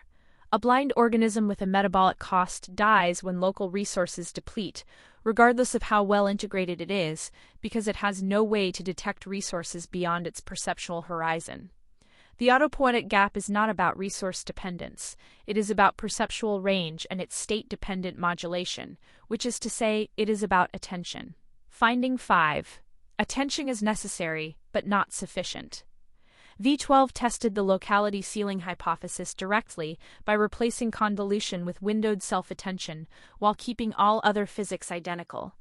The results create a clean ordering across 3 conditions. Convolution, condition say, sustains, patterns, mean robustness, life without integration. Fixed local attention, condition A, cannot sustain patterns at all, plus consecutive extinctions across seeds. Attention expressivity without evolvable range is worse than convolution. Evolvable attention, condition B, sustains, patterns, mean robustness. Life with integration at the threshold. The percentage point shift from C to B is the largest single intervention effect in the entire V11-V12 line.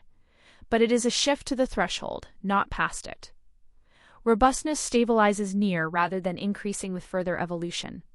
The system learns where to attend entropy dropping from to by trav. These refinements saturates. What is missing is not better attention, but individual level adaptation. The capacity for a single pattern to reorganize its own internal dynamics in response to its current state within its lifetime, rather than waiting for population-level selection to discover robust configurations post hoc. Biological integration under threat is not just a population statistic, it is a capacity of individual organisms. Connection to the trajectory selection framework. This is where the experimental results meet the theory developed in section ref above. We defined the effective distribution and argued that attention selects trajectories in chaotic dynamics. The linear experiments have now shown what happens in a substrate where is fixed by architecture. The system's measurement distribution is determined by the convolution kernel, which never changes. The systems cannot modulate its own attention. It has no to vary. Biological systems solve this. Neural attention, largely implemented through inhibitory gating, dynamically reshapes which signals propagate and which are suppressed. Under moderate stress, attention narrows. The measurement distribution sharpens around threat-relevant features, and this reorganization of information flow preserves core integration while shedding peripheral processing. That is the biological pattern our experiments have been searching for. It requires not just integration, which local physics can produce, but flexible integration, which requires state-dependent, non-local communication. V12 provides direct evidence for this claim. In the attention substrate, the systems is the attention weights, and they evolve. Attention entropy decreases from 2 across 15 cycles as the system learns where to look. The measurement distribution becomes more structured, not through explicit instruction, but through the same evolutionary pressure that failed to produce this effect in every convolutional substrate. The difference is that the substrate now permits modulation. The modulation is sufficient to reach the integration threshold, approximately preserved under stress but not to clearly cross it, does not reliably increase under stress the way it does in biological systems. Attention provides the mechanism. Something else, perhaps individual-level plasticity, explicit memory, or autopoietic self-maintenance, provides the drive. Hypothesis 8.41, the attention bottleneck. The biological pattern integration under threat cannot emerge in substrates with fixed interaction topology, regardless of the evolutionary regime applied. It requires substrates where the interaction graph is state-dependent, where the system can modulate which signals propagate and which are suppressed in response to its current state. Convolutional physics lacks this. Attention-like mechanisms provide it. The relevant variable is not substrate complexity, not selection pressure severity, metabolic cost, and not training diversity. Curriculum, it is whether the system controls its own measurement distribution, which show is status partially supported by V12. The first clause is confirmed. 8 convolutional substrates, V11.0-11.0.7, failed to produce integration under stress. Fixed local attention, condition A, fared even worse. The second clause is partially confirmed. Evolvable attention. Condition B shifts robustness from to right direction, and the only intervention to cross the threshold. But the effect is modest. Attention is necessary for reaching the threshold, but appears insufficient by itself for the strong biological pattern where reliably increases under threat. The remaining ingredient is likely individual-level plasticity rather than any further architectural change. Proposed experiment question. Does state-dependent interaction topology enable the biological integration pattern that local physics cannot produce? Design: replace the convolution kernel with windowed self-attention. Each cell updates its state by attending to cells within a local window, with attention weights computed from cell state's query key mechanism. The window size is evolvable. Evolution can expand or contract the perceptual range. Resources, drought, and selection pressure follow the V11 protocol. Critical prediction. Under survival pressure, evolution should expand the attention window, increasing perceptual range, and patterns should show the biological pattern, increasing under moderate stress, because they can dynamically reallocate information flow to maintain core integration. The attention patterns themselves should narrow under stress, focused measurement, and broaden during safety diffuse exploration. Control for the free lunch problem. Start with strictly local attention. Window. Matching Winnia's kernel radius. If integration under threat emerges only after evolution expands the window, the biological pattern is an adaptive achievement, not an architectural gift. Implemented as V12. 3 conditions: a fixed local attention, window size fixed at kernel radius. Free lunch control. B. Evolvable attention. Window size is equable basin. Start control B. Evolvable attention. Window size is evolvable. The main hypothesis test. CFFT convolution. B11.0.4 physics. As known baseline, implementation window self-attention replaces step 1 FFT convolution of the linear scan body. Query key projections are shared across space, evolved slowly. Soft distance mask via enables smooth window expansion. Temperature governs attention sharpness. All other physics, growth function, coupling gate, resource dynamics, decay, maintenance remain identical to B11.0.4. Curriculum training protocol from V11.0.7. 30 cycles, 3 seeds per condition, a 10 G GPUs. Results: 15 cycles for B, 3 seeds, A and C complete. Condition C, convolution 30 cycles, 3 seeds mean robustness. Only cycles even show increasing under stress. Novel stress test evolved, naive. Evolution helps evolved consistently better than naive. Evolution helps evolved consistently better than naive, but cannot break the locality ceiling. Condition B, evolvable attention, 15 cycles, 3 seeds, mean robustness across 38 valid cycles. Muro such as is show increasing under stress versus for convolution. The percentage point shift over convolution is the largest in the V11 plus line. However, robustness does not trend upward with further evolution. It stabilizes near sus, suggesting the system reaches a ceiling of its own. Condition: a fixed local attention. Conclusive negative. Plus consecutive extinctions across all 3 seeds. Patterns cannot survive even a single cycle. Fixed local attention is worse than convolution, which sustains patterns easily. This establishes a clean ordering. Convolution sustains life without integration. Fixed attention cannot sustain life at all. Evolvable attention sustains life with integration. Adaptability of interaction topology matters more than its expressiveness. 3 lessons. 1. Attention window does not expand as predicted. Evolution refines how attention is allocated, entropy decreasing from, rather than extending range. This resembles biological inhibitory gating, selective, not panoramic more than the original prediction anticipated. 2. Attention temperature increases in successful seeds. First is action, evolution, which is modevolution, finds suggesting evolution flavor.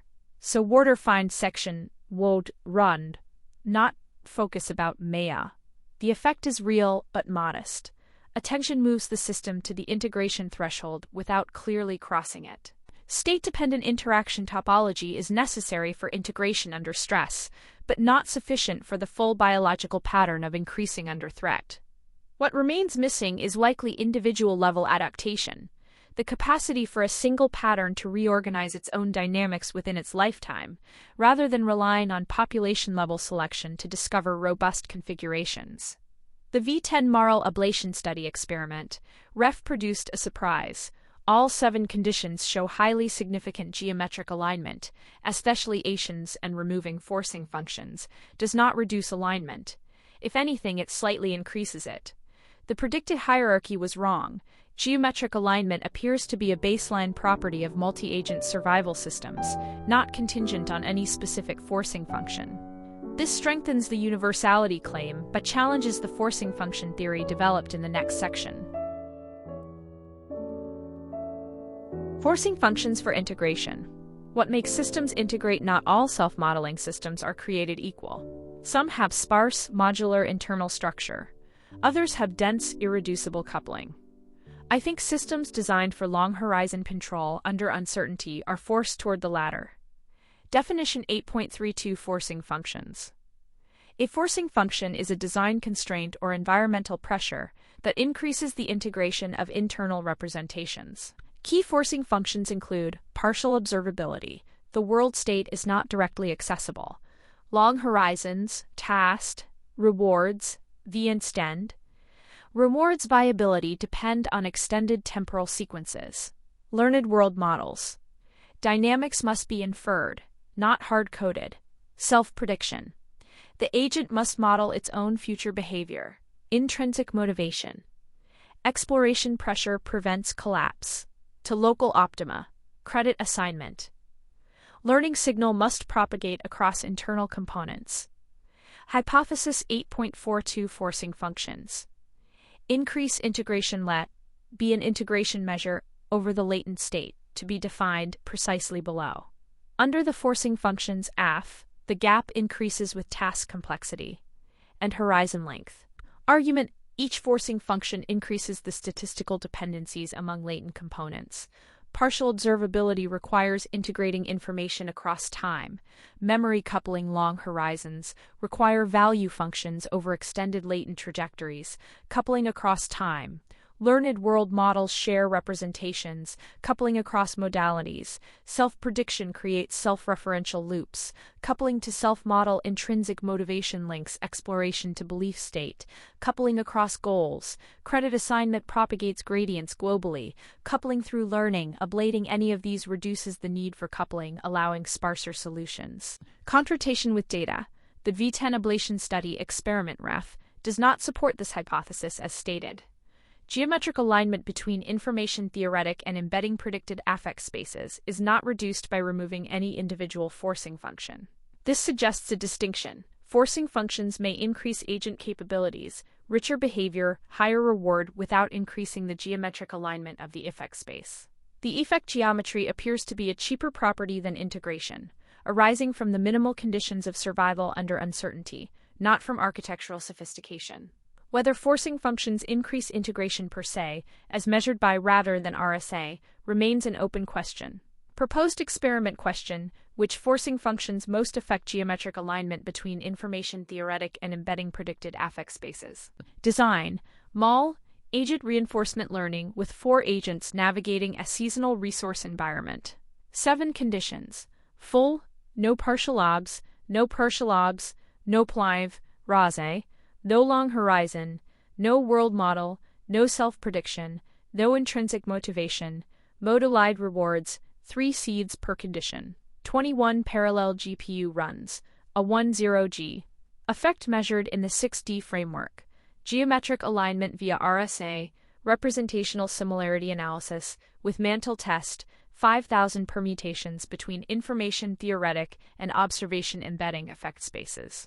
200K training steps per condition. Prediction, self-prediction, and world model ablations will show the largest RSA drop because these create the strongest coupling pressures. Results: all 7 conditions show highly significant geometric alignment in all 21 runs. The predicted hierarchy was wrong.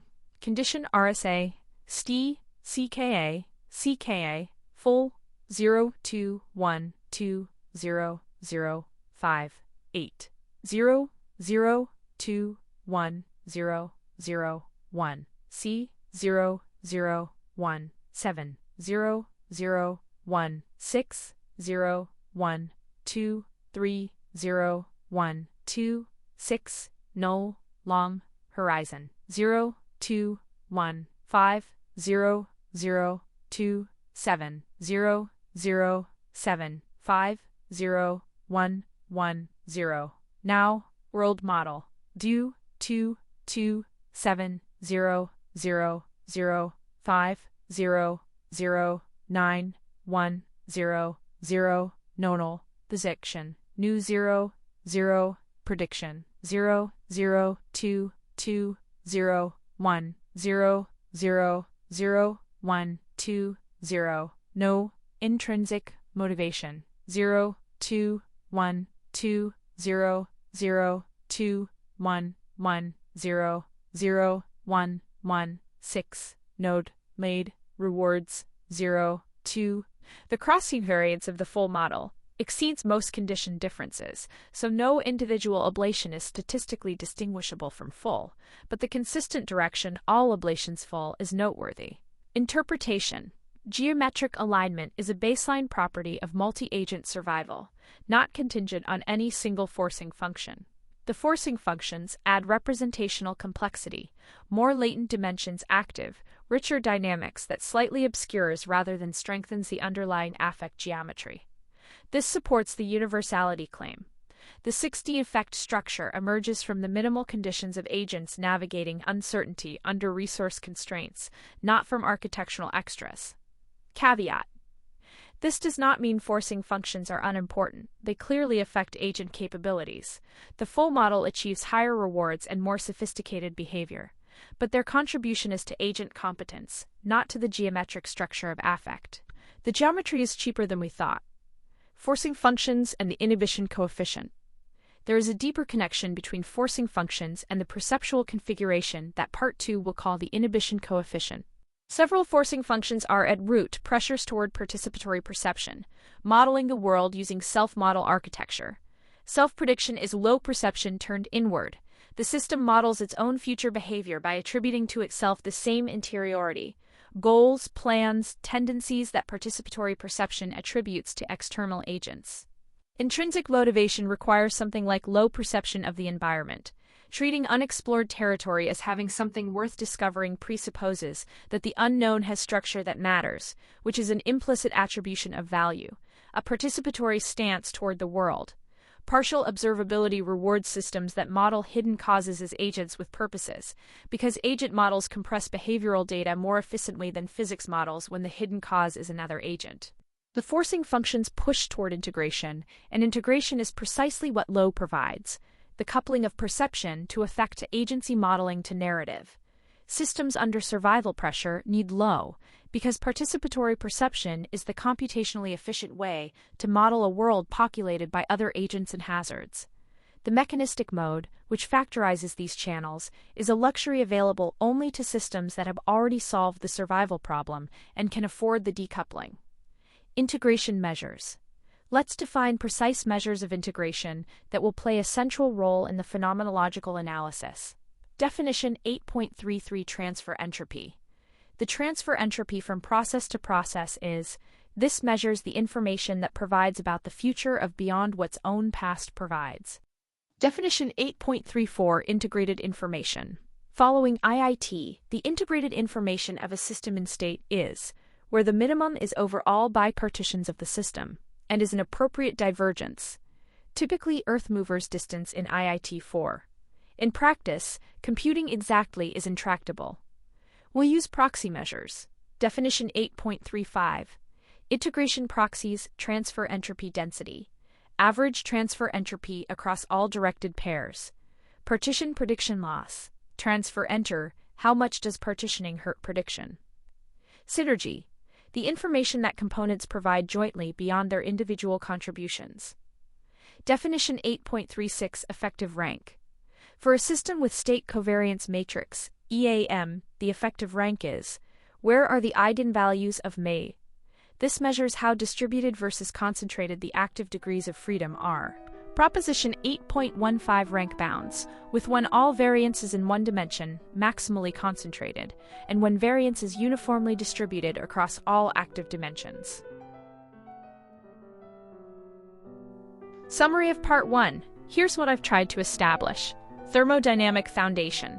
Driven nonlinear systems. Under constraint generically produce structured attractors. Organization is thermodynamically enabled, not forbidden. Boundary emergence. Among structured states. Bounded systems, with inside-outside distinctions, are selected for by their gradient channeling efficiency. Modeled necessity. Bounded systems that persist under uncertainty must implement world models. POMDP sufficiency. Self-model inevitability. When self-effects dominate observations, self-modeling becomes the cheapest path to predictive accuracy. Forcing functions task demands partial observability, long horizons, learned dynamics, self-prediction, intrinsic motivation, credit assignment push systems toward dense integration. Measure theoretic inevitability. Under broad priors, self-modeling systems are typical, not exceptional. In Part 2, I'll develop the identity thesis, why integrated cause-effect structure is experience, the geometry of affect, structural motifs for different qualitative states, operational measures, how to detect and quantify phenomenal properties. The dissolution of the hard problem, Part 3, will examine how human cultural forms, aesthetics, sexuality, ideology, science, religion, and technology serve as responses to the inescapability of self-modeling consciousness. I'll use this framework to analyze these phenomena as effect engineering technologies. Systematic interventions in experiential structure developed across millennia. Part 4 will develop the grounding of normativity in viability structure, scale-matched interventions from neurons to nations, gods as agentic systems with viability manifolds, implications for AI systems, and alignment. Part 5 will address the transcendence of the self, the historical rise of consciousness, the AI frontier, and how to surf rather than be submerged by the coming wave. The classical formulation holds that normative conclusions cannot be derived from purely descriptive premises, minus statements. The minus statements, this rests on an assumption. Physics constitutes the only is, and physics is value neutral. I reject this assumption. Physics is probabilistic through and through. Thermodynamic laws are statistical. Individual trajectories can violate them. Quantum dynamics provide probability amplitudes, not deterministic evolution. Physics describes biases, which outcomes are more likely, not necessities. This means that even at the lowest scales, there is something like differential weighting of outcomes. A proto-preference at scale is any asymmetry in the probability measure over outcomes. P sub 1 not equal to P sub 2. At the quantum scale, probability amplitudes are proto-preferences. At the thermodynamic scale, free energy gradients bias towards certain configurations. There is no scale sub-zero below which normativity is exactly zero and above which it is non-zero. Instead, normativity accumulates continuously. N equals sub-zero to the n over d, where n is greater than zero for all in the range of physical to cultural scales. Normativity accumulates continuously. A system S has something like a proto-obligation to remain within viability manifold of, in the sense that the viability boundary defines the conditions for persistence. Viability manifold of persists. Note carefully what this does not claim. It does not derive obligation from persistence. That would be circular. The biconditional merely defines the viable region. The normativity enters at the next step, when the system develops a self-model and thereby acquires valence gradient direction on the viability landscape. The system cares about its viability in the constitutive sense, that caring is what valence is. You cannot have a viability gradient that is full from inside without it mattering. The why should it care? Question is confused. A system with valence already cares. The valence is the caring. The is-ought gap appears only if you try to derive caring from non-caring. The framework denies that such a derivation is needed. Caring was never absent from the system. It was present as proto-normativity from the first asymmetric probability, and it became felt normativity the moment the system acquired a self-model.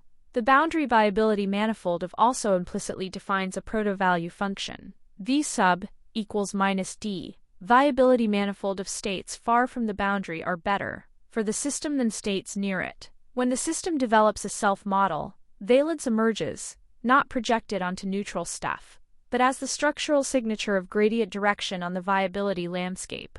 Equals F suffering is not neutral stuff that we decide to call bad. Suffering is the structural signature of a self-maintaining system being pushed toward dissolution. The badness is constitutive, not added. The post-drought bounce. The framework should have predicted this, but the data arrived before the prediction did.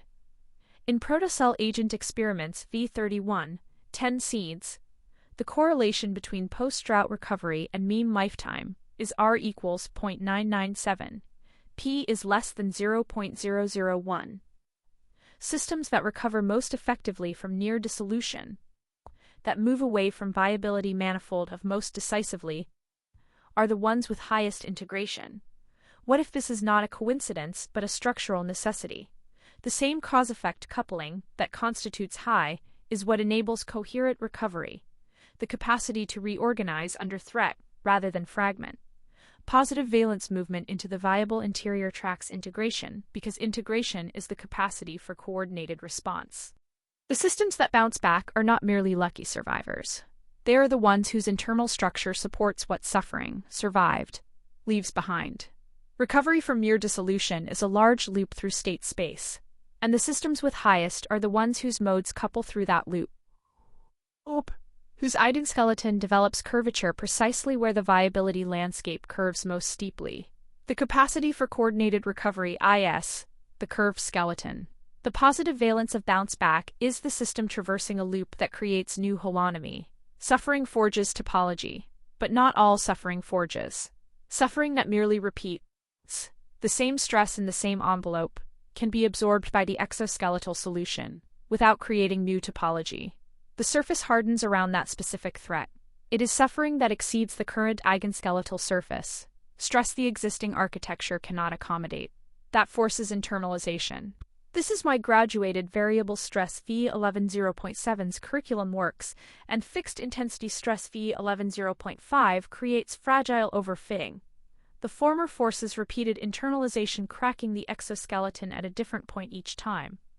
The latter allows the exoskeleton to harden around a single threat profile, producing integration that is simultaneously high and brittle, an exoskeleton optimized for one predator that shatters when a different one arrives.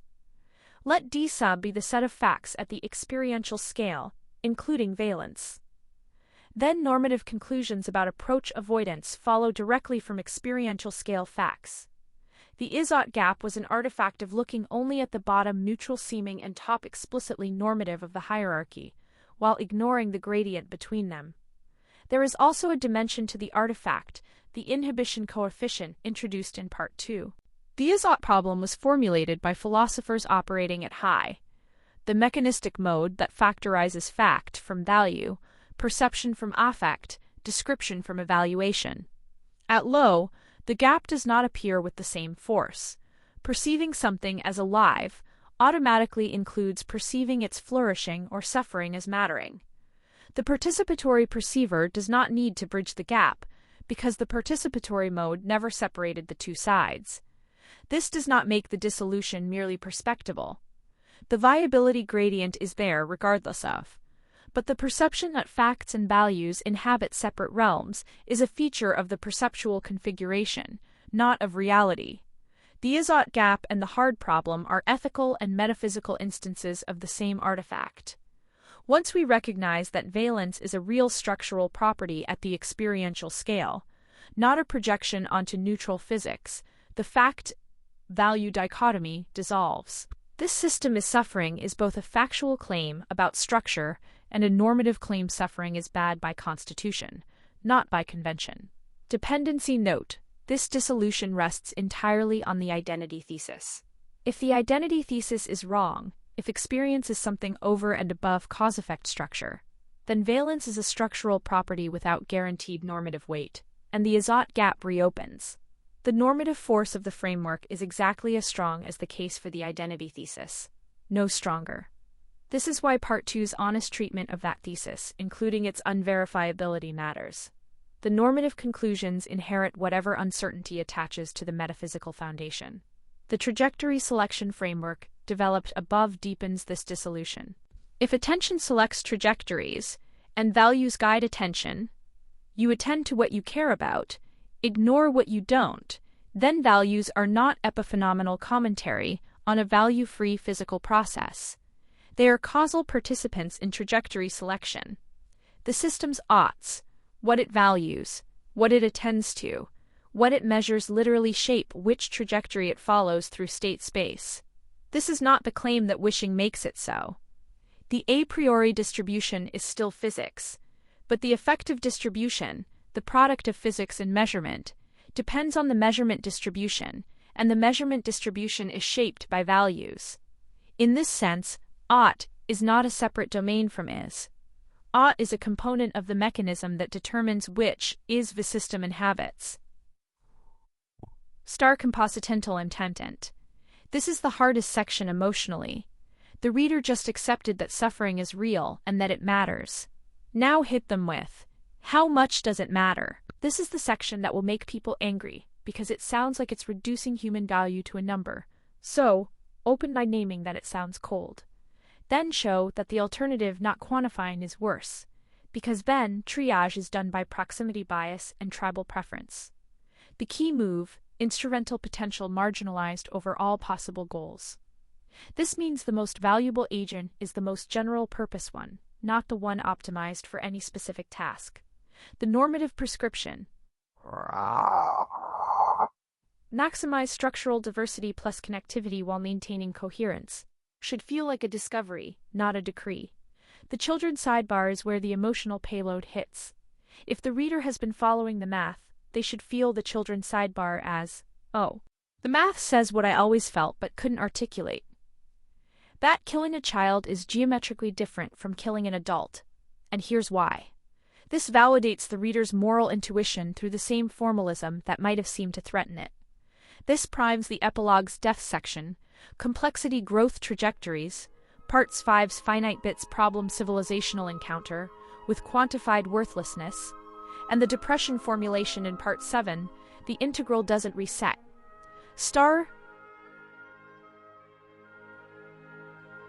The normativity argument establishes that valence is real and suffering matters, but it leaves open a question that any honest framework must eventually face.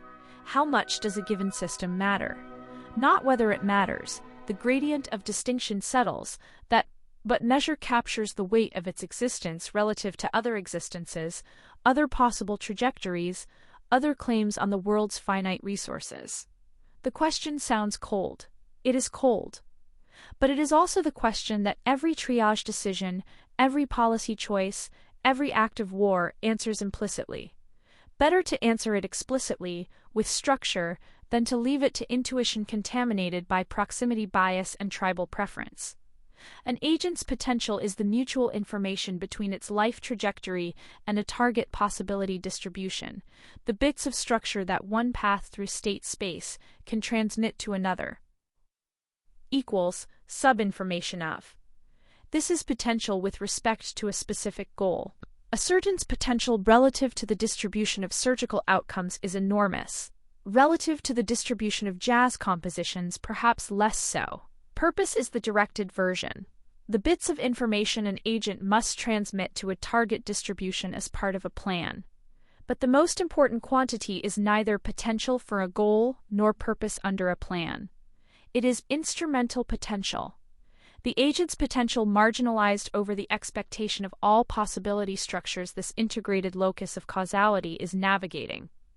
How useful the agent is as an instrument within a distribution of goals, including goals not yet specified.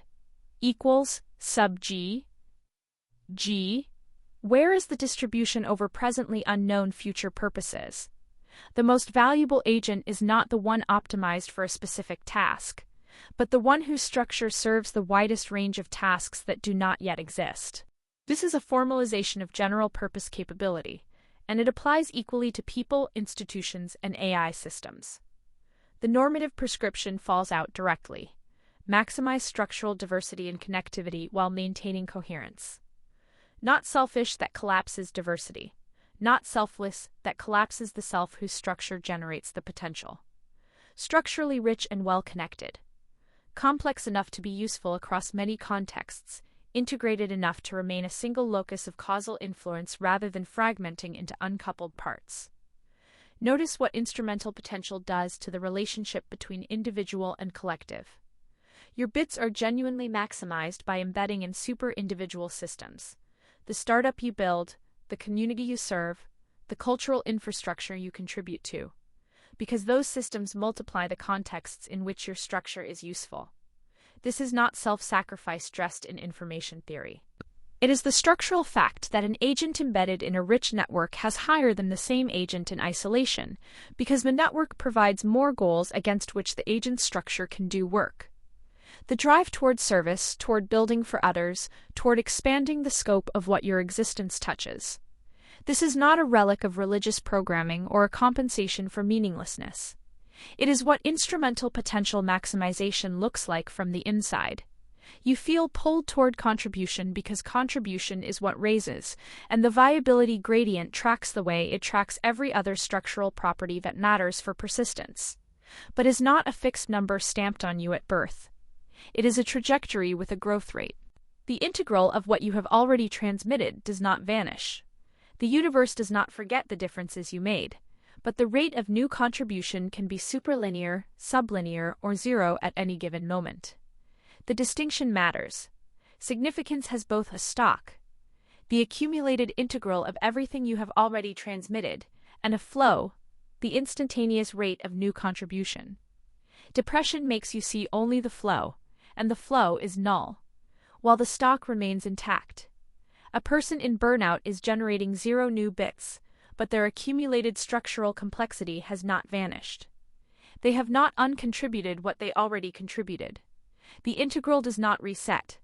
A person whose causal signature becomes load-bearing in cultural infrastructure, whose name becomes the most stable reference point for a cluster of observations about truth, courage, liberation, achieves exponential complexity growth that continues long after biological death. The finiteness of your information theoretic significance at any snapshot does not make you small. It makes you a trajectory, and trajectories have slopes. If instrumental potential is the right measure of worth, then the framework can formalize an intuition that most people hold, but few can articulate. Children are not nearly as valuable as adults. They are more valuable in a precise and non-sentimental sense. A child's identity has not yet hardened. The branching factor of possible identities, the effective rank of the distribution over possible life trajectories, is maximal during childhood and narrows through adolescence as commitments, habits, neural pruning, and social embedding progressively constrain the possibility space. The instrumental potential of a child includes not just the bits of their current structure, but the entire possibility space of who they could become. Subchild proportional to trajectories sub-G, adolescence. Identity crystallizes, drops as the system commits to particular attractors. The adult is still valuable. Their accumulated structure is real, and their trajectory still generates bits. But the possibility space they were about to explore has largely collapsed into the single trajectory they are actually living. Destroying an adult destroys a trajectory. Destroying a child collapses an astronomically larger region of possibility space to 0, not just the current structure, but every structure it was about to become. This is why when militaries bring civilians into conflicts, the death of children registers as categorically different from the death of adults. Not sentimentally different, geometrically different. The measure of what is destroyed is not the current information content, but the effective rank of the possibility distribution that has been annihilated. A child killed in a bombing is not one death. It is the extinction of a high-dimensional possibility space that cannot be recovered, cannot be compensated, cannot be justified by any strategic calculus, because no finite military objective has comparable to the instrumental potential it destroys. The framework does not add moral weight to this observation. It formalizes the moral weight that was already there, waiting to be named. Instrumental potential measures what an agent could transmit. But there is a complementary quantity, the possibility landscape visible to the agent, the set of reachable identity states weighted by the agent's world model. Call it all-M, the region of identity space the mind can perceive as accessible. The visual acuity of the landscape is the mutual information between the world model and this reachable space. First, EM equals information of world model sub M. Lam high V means the mind sees many possible trajectories with high fidelity. Low V means the landscape is dark.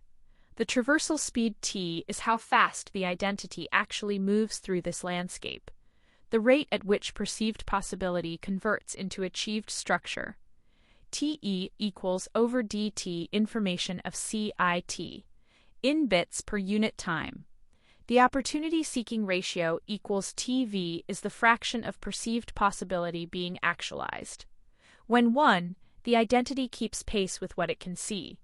When 0, vast landscape, minimal traversal. The Frankel condition. The opportunity deficit D equals V minus T is the gap in bits between seeing and doing. This deficit scales with cognitive capacity. The hunger is not new, but as symbolic capacity expands, the mouth gets bigger. The landscape grows at least exponentially with the mind's effective rank volume in high-dimensional spaces, while traversal speed grows at most linearly. The ratio problem is structural, not motivational, and it worsens as intelligence scales. Star compositional intent. After normativity and worth, the reader might be thinking, okay, but are these claims true? What does truth even mean here? This section answers that by dissolving the standard truth problem the same way Part 2 dissolves the hard problem, by rejecting the privileged base layer. Truth is scale-relative inaction, a measurement interaction between observer and world at a particular scale, not a correspondence with a view from nowhere. This primes the trajectory selection framework. If truth is what you get when you measure, and measurement selects trajectories, then truth and attention are intimately connected. You see what you attend to, and what you attend to becomes true for you. The epilogue's attention section is the practical consequence of this. Your attention literally shapes which truths you inhabit. Standard theories of truth face persistent difficulties. Correspondence theory. Truth as matching reality. But which description of reality? At which scale? The quantum description doesn't match the chemical description, yet both can be true. Coherence theory. Truth as internal consistency, but internally consistent systems can be collectively false coherent delusions. Pragmatic theory. Truth as what works. But works for whom, for what purpose? Different purposes yield different truths. A synthesis. Truth is scale-relative inaction within coherence constraints, where working is grounded in viability preservation. A proposition P is true at scale if it accurately describes the cause-effect structure at that scale. PP minimizes prediction error for scale-minus interactions. Example scale-relative truths. Quantum scale. The electron has no definite position is true. Chemical scale. Water is H sub 2O is true. Biological scale. The cell is dividing is true. Psychological scale. She is angry is true. Social scale. The company is failing is true. None of these truths reduces without remainder to truths at other scales. Each accurately describes structure at its scale. Scale-relative truths must be consistent across adjacent scales in the sense that P sub QP contradicts Q at shared interface, but they need not be intertranslatable. Chemical truths constrain but do not replace biological truths. Truth is enacted rather than passively discovered. The true model at scale is the one that best compresses the interaction history at that scale. Equals sub interaction history where is the space of models expressible at scale. This is not mere instrumentalism. The enacted truth must predict accurately correspondence constraint, cohere internally coherence constraint, preserve viability pragmatic constraint. For self-maintaining systems, truth-seeking and viability preservation converge in the long run. sub t infinity, star sub equals, sub t infinity, u star sub a model that systematically misrepresents the world will eventually lead to viability failure. There is no view from nowhere, no scale-free, perspective-free truth. Every truth claim is made from within some scale of organization, using models compressed to that scale's capacity. This is not relativism. Some claims are false at every scale, internal contradictions. Some claims are true at their scale and can be verified by any observer at that scale. But there is no master scale from which all truths can be stated. Truth is scale relative but not arbitrary. At each scale, there are facts about cause-effect structure that constrain what can be truly said. The viability imperative ensures that truth-seeking is not merely optional, but constitutively necessary for persistence.